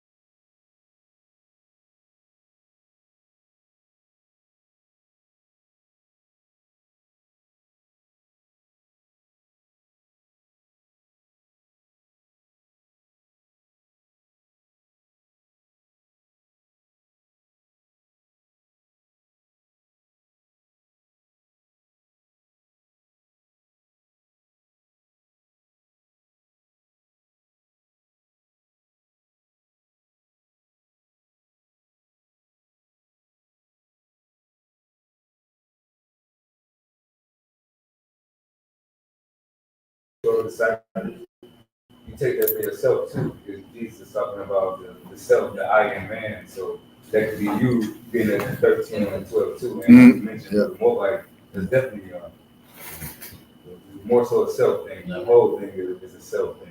And getting with everybody else is like an individual collective, so to speak. You know what I mean? Like everybody is gaining their own wisdom in their own way, and you coming together. Pretty much that's how society is. In general, it's a bunch of individuals that have a right of mind that's used in the right way. Yeah. And all of that is part of the, like we were saying earlier, with the journey,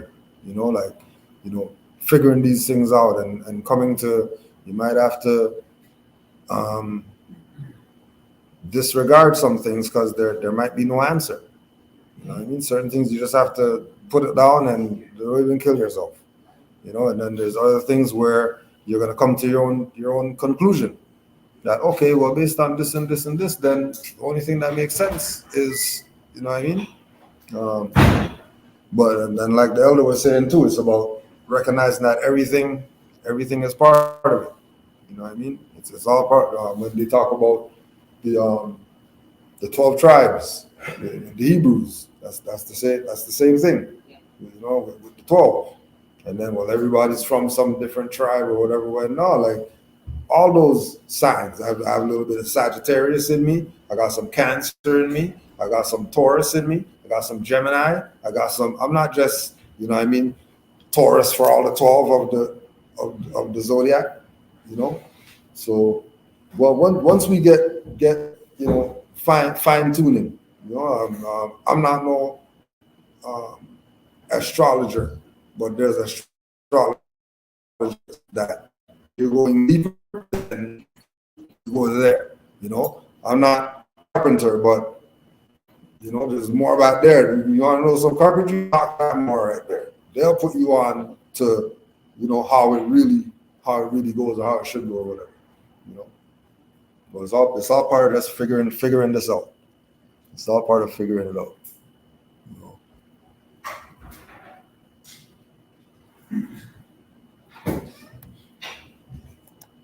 And there's no number limit to the question, so whatever you have, just put them out there. It's not boring. If we were sold out by our own, how did we get to a point where we hate the so-called white man? If it was our own, that's what it's on. I think the once they got the black white mixed up, right? So the real enemy our people should be fighting is the black, right? Because black is pale, and then that's actually the Europeans, right?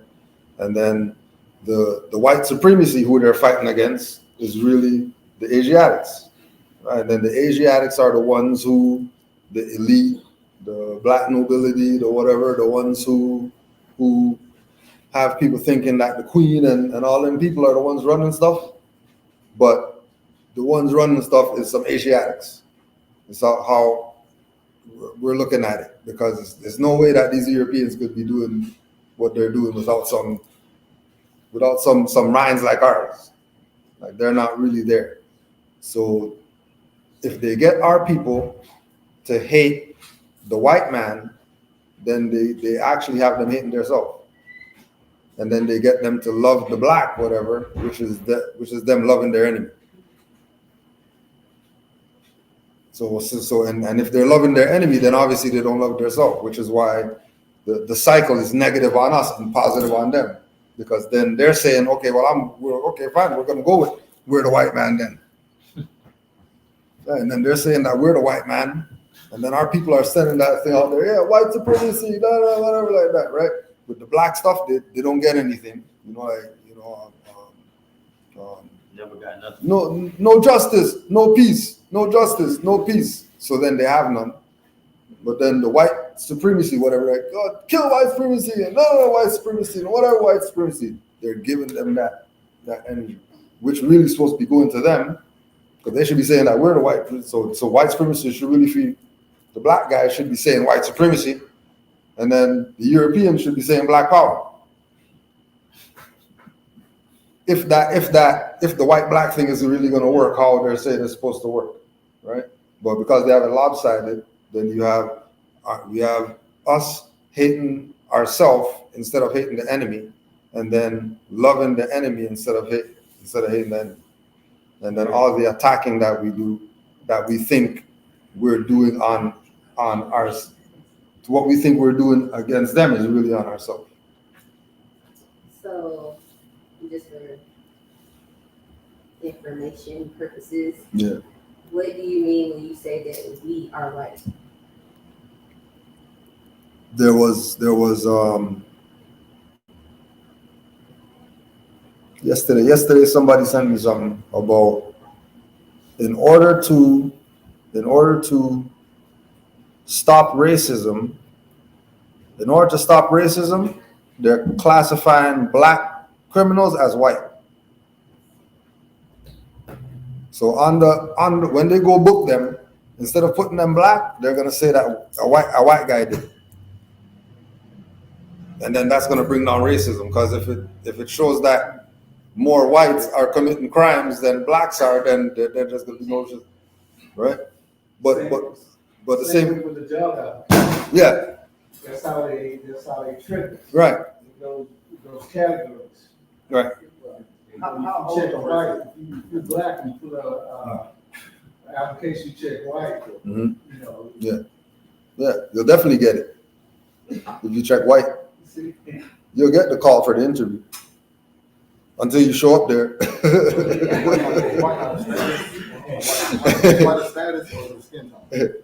Yeah, oh yeah, back to the thing, yeah. So white and black are statuses, not complexions of skin. White is a status, black is a status. So they have our people thinking white and black are skin complexions, and they start projecting those things out. But it's an error. And once you move forward in error, you're not gonna get it right. If anybody did sports or whatever, if your jump shot's broke or whatever like that, and you're still practicing hard without fixing your shot, then you're gonna just have a crap shot, right? So once you get the mechanics done, and you get things in line, you realize, oh, black and white status is not skin complexion. So anytime you see them, you're not looking at it as it's people or it's identities. You're looking at it as, oh, it's a social status. It's a position in society. If you say you're black in the quote unquote US, Canada, whatever society, a black is a slave. And that's just what it is. Doesn't matter if they march, picket, whatever, black's a slave. Doesn't matter. No matter how much finance you have, doesn't matter, whatever. If you're black, you're a slave. If you're white, you're the ruler, you're the head, you're the authority, once you say white. So which again is why society would push the whole racism thing with the black and the white or whatever, because once they're pushing the black and white, it's automatic. If somebody says black, then the thing goes on them automatically as white. If somebody says them white, then automatically the opposite is going to be black. But what we have to get is that it's not skin tones, it's statuses.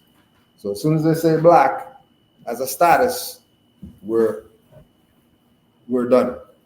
So it's not a complexion, it's a status, and it's the lowest status anywhere you go in the world, anywhere you go. The black people are the ones that are the lowest form of existence in that society.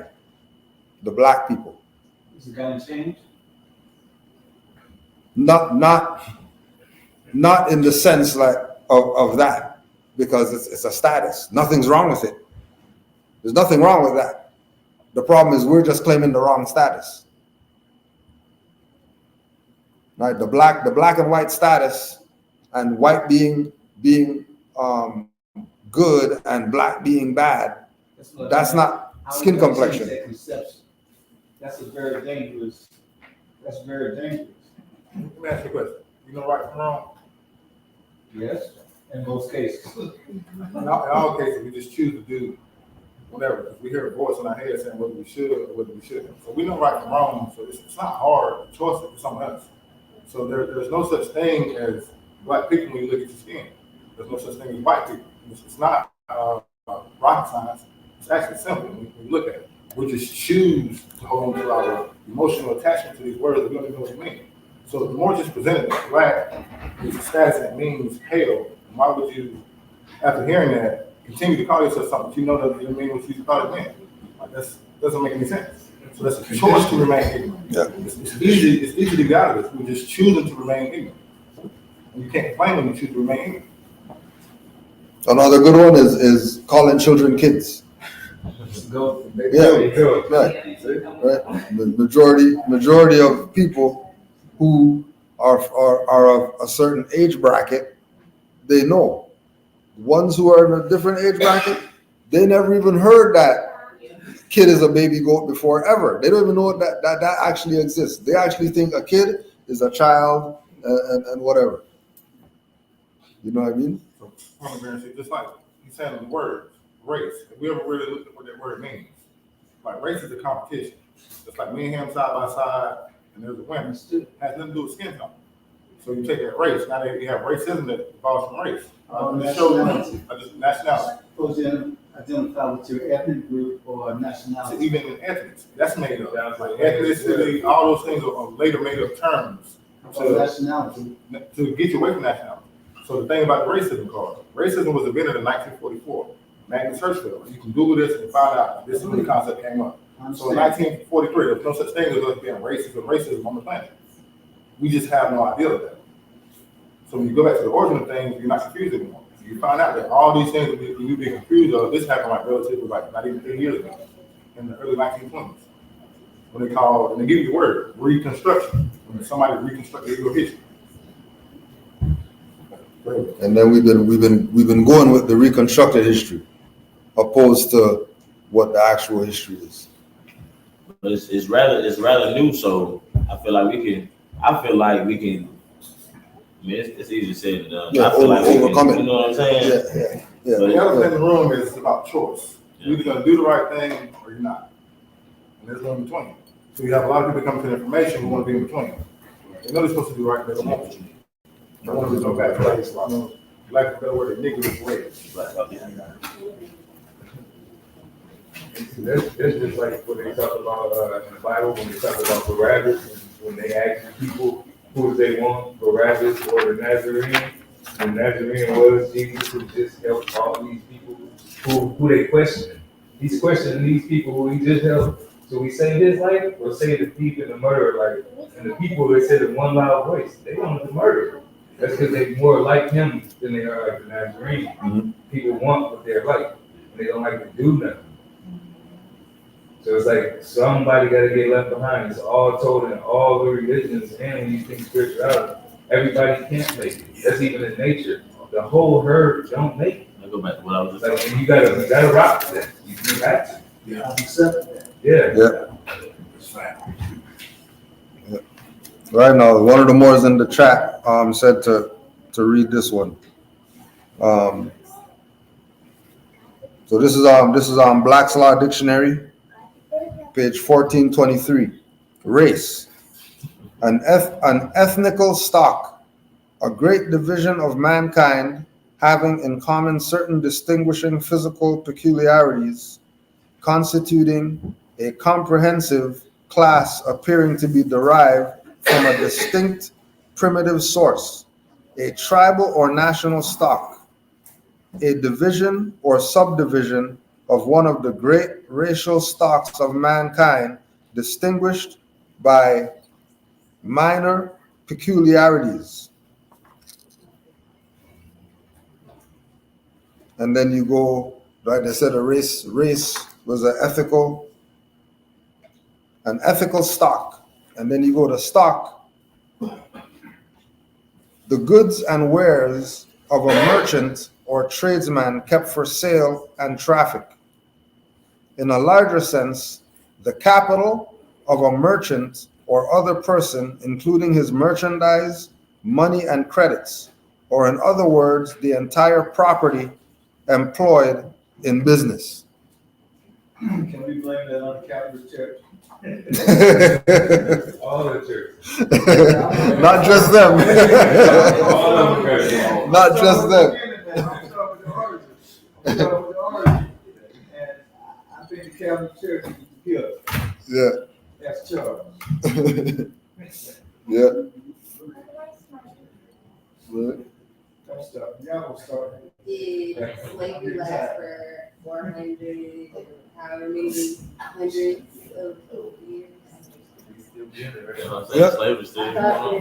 that was still a thing. Yeah, the 400 years of slavery, actually it's right here. The 400 years of slavery is part of this, right? They were white and they were slaves. The untold history of the enslavement of whites in early America, and then white slavery in colonial America. So the idea of the years of slavery, majority of it was Europeans, and the bit of it that has to do with us was maybe 6 people brought over here on a ship, and everybody else being indigenous here and then put into servitude, whether by the Indians or whether by Europeans working with the Indians or whatever. Right? For us to be, if we're gonna say the 400 years, and then if we use slavery like the two selves, the higher self and the lower self, then we have mental slavery and the physical slavery. And the mental slavery is going on, and that's probably going to go on for another few hundred because of where people are at mentally. Please more. Could we be under some form of karma? Karma, yeah. Because, you know. Yeah, what we did in the past. We're enslaved. Yeah. Enslaved. Yeah. Acting something awful to them for them to still be Yeah. oppressing us the way that we are. What we Is there did in the any past. literature I could possibly pick up on the karma? The karma. I understand karma, but Well, there's two sides of it, because when we look at the fall of the Moors, right? yes. And the Moors being in the Inquisition and them, doing this brutality, whatever thing against the Moors, right? That's pre us putting them in slavery, right? So us putting them in slavery could have been our come up. Yes. You know what I mean? Being able to get back into the place, but now because we took advantage of that by putting people in slavery or whatever the case is, now here we have, It's on us. it's on us now, Yeah. right? So when the karma, when we look at the karma perspective and the universal law adage, do unto others and all that, and Yeah. what you put out you get back, and whatever the case is, yeah, definitely what we're going through. I haven't heard too much Yeah, about that. yes. Yeah, definitely what we're going through is something we kind of called on ourselves, kind of, for how we dealt with other people. So we're just getting our payback.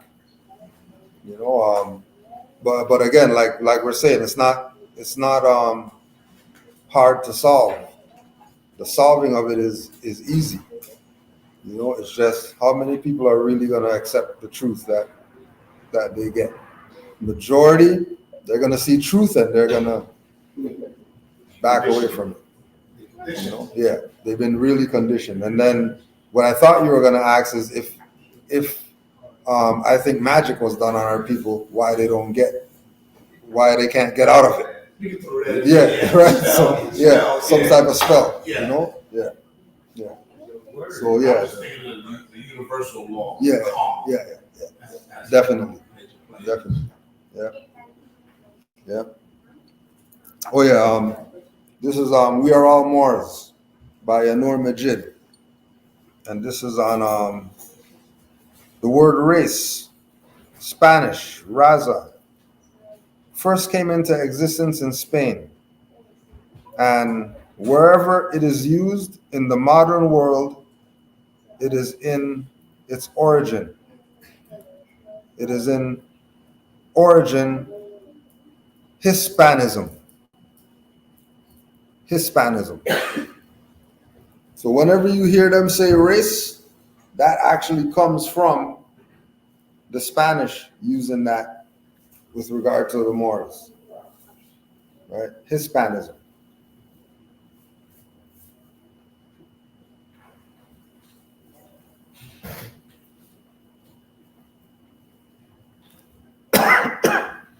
The transition of the word from being an objectively negative commercial term in the late Middle Ages to its shameful positive sense in the 20th and 21st century is one of the most curious semantic migrations. That whole concept of, oh, somebody's race is whatever, right?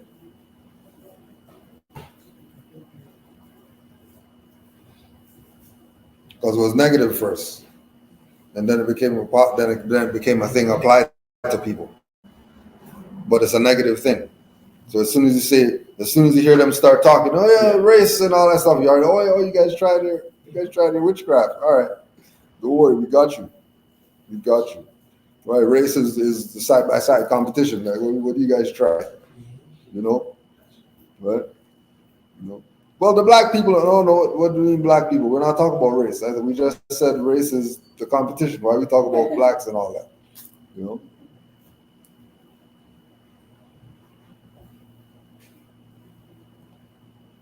How many other questions? Yeah, any literature? Oh my God, I only have one book up here. I have one book here, one of my books that I wrote. So we have that, and then we're in the bookstore too. So there's there's one or two that might be on here of interest. But we could, again, it's really, the Moors are the pamphlet and the booklets. Is really where it's at. You know what I mean? That you could reach out and connect with them more now. Because it's what this whole thing is about.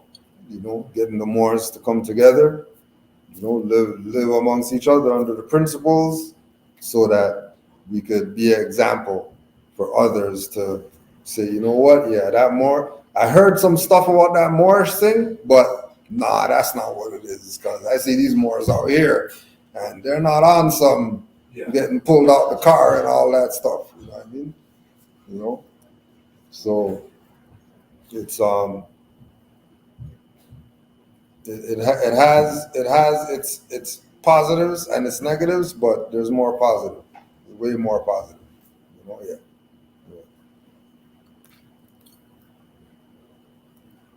We're at 4:21 right now. We also want to make sure that we get. You got a question? Yeah. Oh, sorry about that. I thought you were just stretching or something. So are the people in the commercials real? The people in the commercials? Yes. Sometimes they're real, but in this day and time, I wouldn't think too many of them are real. A lot of it is artificial intelligence and acting and stuff like that. It's not real. It's not real. Yeah, they're just like in a movie. Just like a movie is not real. Same thing with commercial. Commercial is like a very short movie. Some people, they go and they have an audition, where they go and they're looking for a certain look. So they want somebody with long hair or blue eyes or whatever like that. And they put them in front of the camera. They give them some words to say. They say the words. They record it, and then they put it on TV. And then, if they're really good at commercials, they'll put some music in the background. They'll make people actually see the commercial and then go out and buy whatever they see on TV. It's like rap. Yeah, right. So it's not real. So that's why we call the TV the idiot box. It's the 3-eye monster. Yeah, they made Jurassic Park. I feel like they can make anything. Yeah. Once they went digital, they could do whatever on that. Like even minus the commercial when they were talking about the planes were CGI and all that stuff that they sent into buildings and all that, and it wasn't really planes. That was just created for that, and they really put the bomb to those towers. But on TV, the plane or whatever. There are certain people on the ground that say, I ain't seen no planes. Planes? What planes? But that's how they could use, the TV or the whatever to have the masses just not know what's up. Putting all the commercials are for not good things. They put some good things on commercials, maybe the world will be a better place. They put some good stuff on there. You're on to something. I watched one of your lives recently, and you showed the Columbus was a war. Yeah. Can you elaborate on that? Because maybe it's still part of my conditioners. So I always thought it was an album. Yeah. So the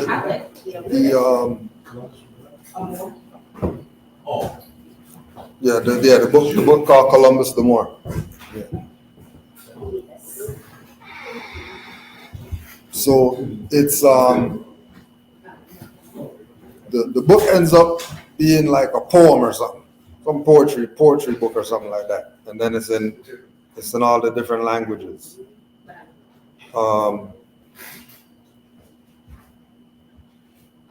The way that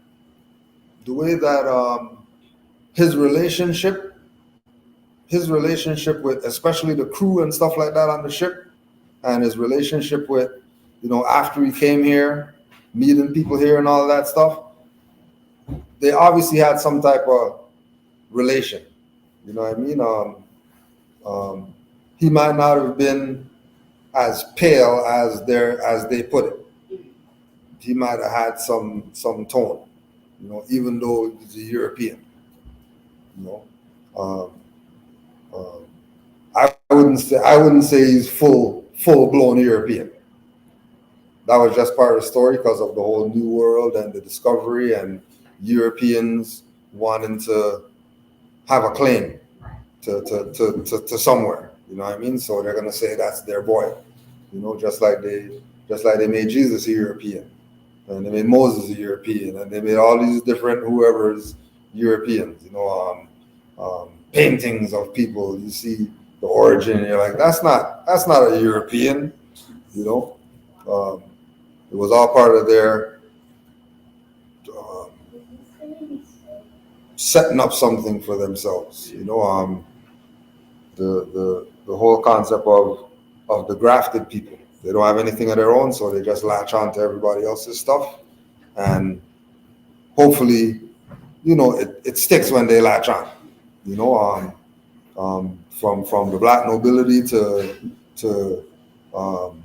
United States corporation being Asiatics originally, and then now they got it. Anywhere that transition happens, from Asiatics to European, all that is them just trying to they need something. You know, they have nothing. They're wanderers and all that stuff, and everybody wants a culture. More so, everybody wants to be connected to Asiatic culture because they know that's the culture. If you're tied to that, then you live forever. Tied to that, you live forever. You got a question, man? Yes. So it's kind of like a two-part question because I want to know, like, yeah, so what would be the beginning of knowing thyself? Would it be the natal chart? And I have another part to that question. Mhm. When did you realize that you knew thyself? So the first part of the question, I think the natal chart is part of that know thyself philosophy. I'm asking like to help give instruction or help other people Yeah, know thyself. yeah. I think the natal chart is part of that because it gives you personal info relative to yourself, and having that personal info through the natal chart is going to help you master yourself. Know what your good tendencies are versus bad, and you know what your triggers are and whatever, right? Going that way, a lot of people, you know, might not be ready for that level of truth about themselves.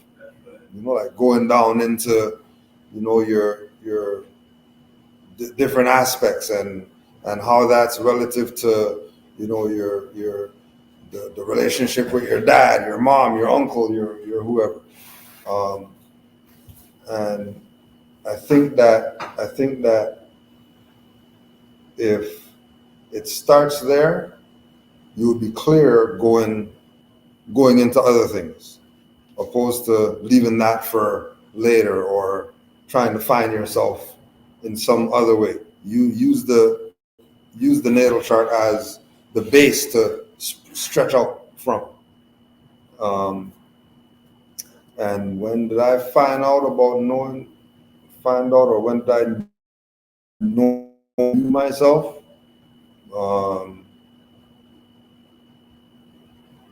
I think it was the point of saying I'm a Moor and proclaiming my nationality. You know, because before that it was you know, it was vague.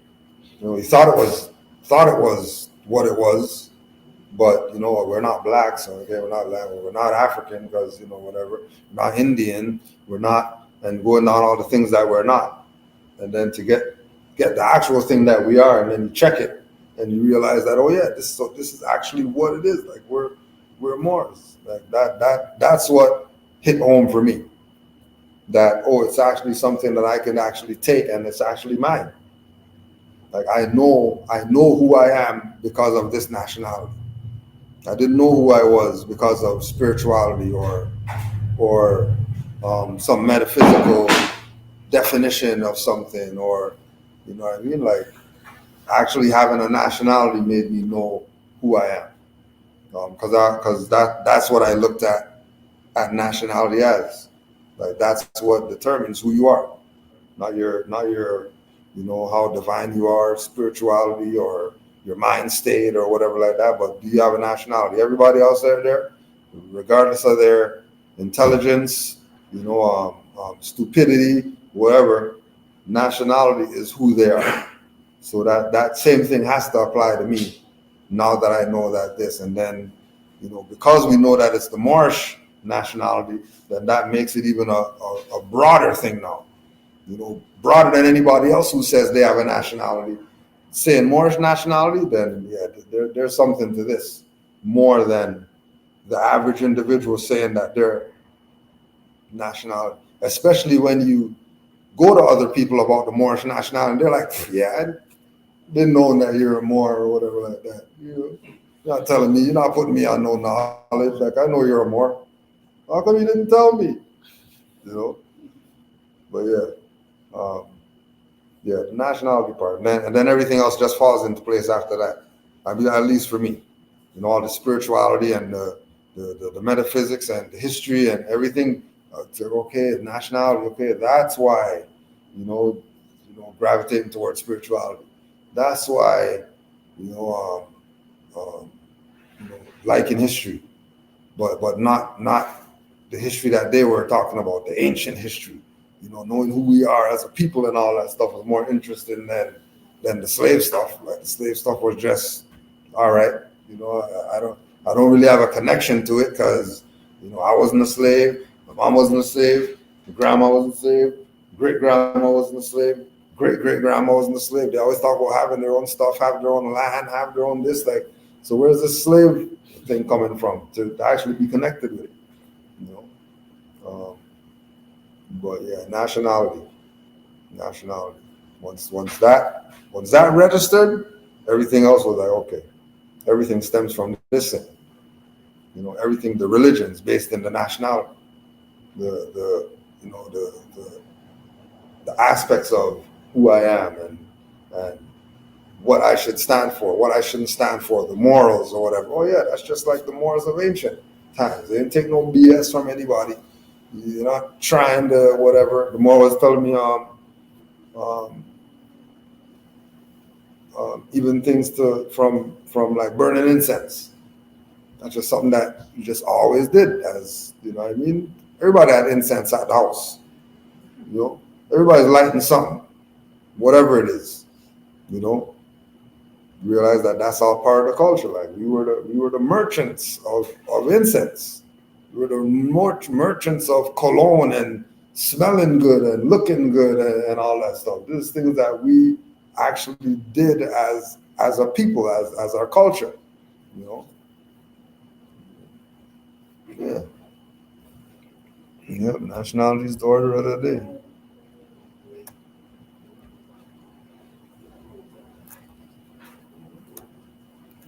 So we want to also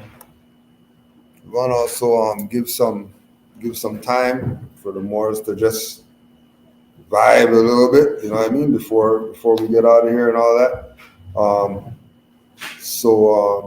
And also too, we have to, before everybody leaves, or if anybody's about to leave or they gotta go, we also want to always commemorate these with a picture, so that we can etch it in time that this is something that happened. It's a historical thing, you know what I mean, for Moors to get together in their territory and there be no debating and no BS and no you should have and you could have whatever like that.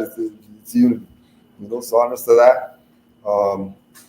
So if there's any more questions or any comments, I don't know if you have any, if you want to just express yourself, feel free, and then we'll close out and get out of here.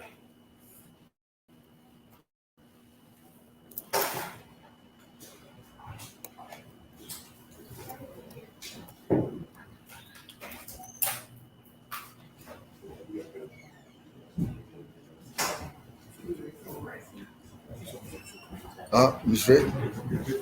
All right.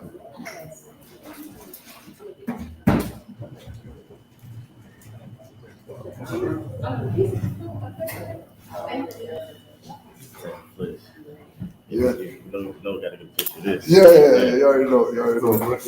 Islam Moors. Well, give yourself a round of applause for being here.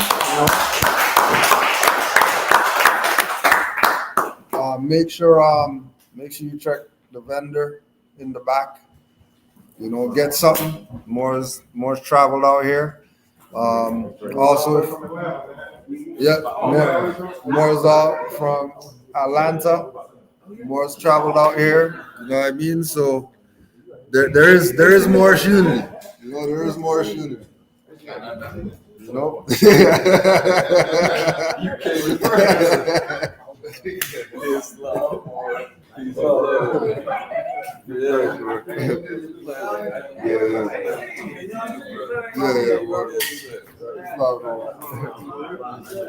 All right, so you're hanging out with Pop.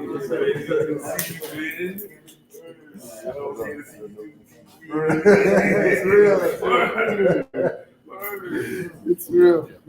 Hey, Moore, y'all, we just Oh, here. The sister right here should take a picture. Marcin, come on, man. Yes, sir. Or we'll just be right up there. I think the more it's taken up for us.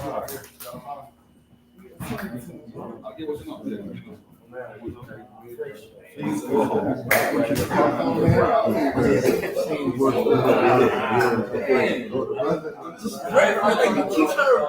People keep trying to move that shit from like, your spirituality, and I'm over here chilling like,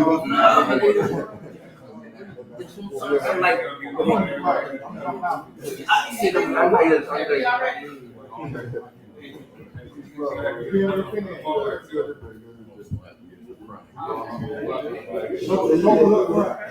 Shorter people. If I say funny, just talk. I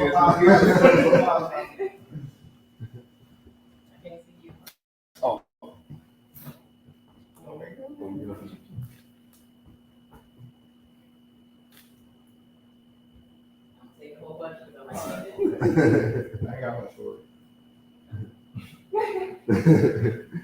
Good thanks.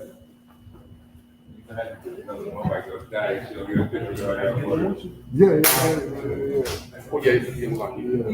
Doing all this.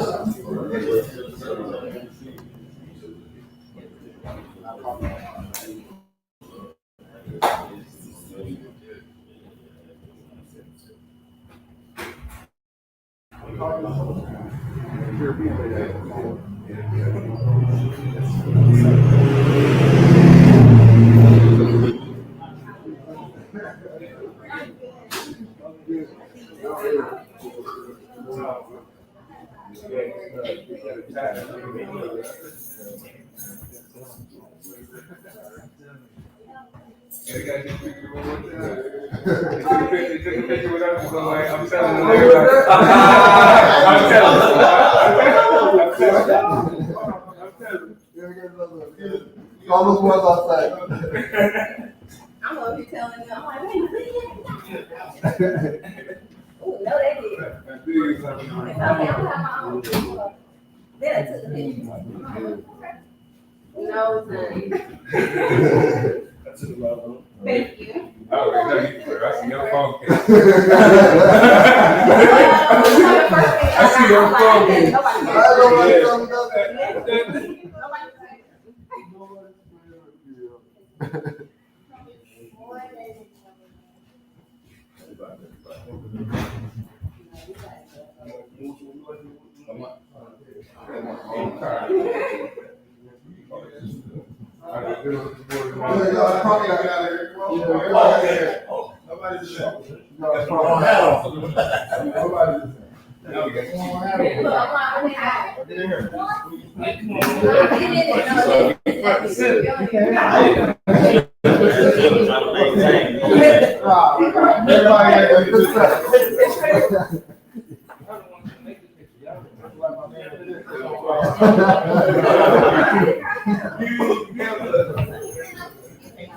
Me.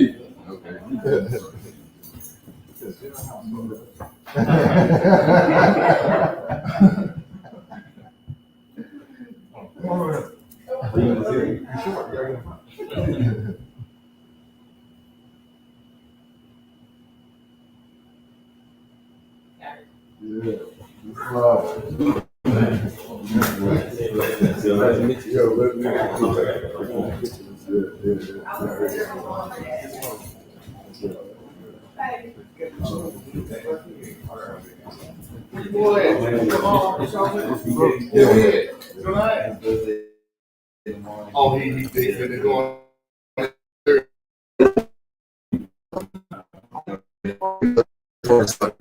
Yeah.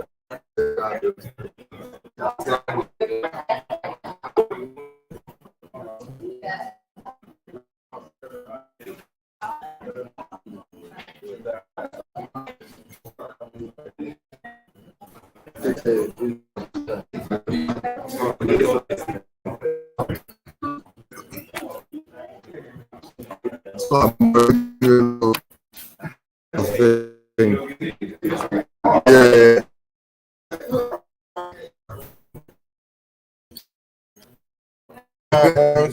going on?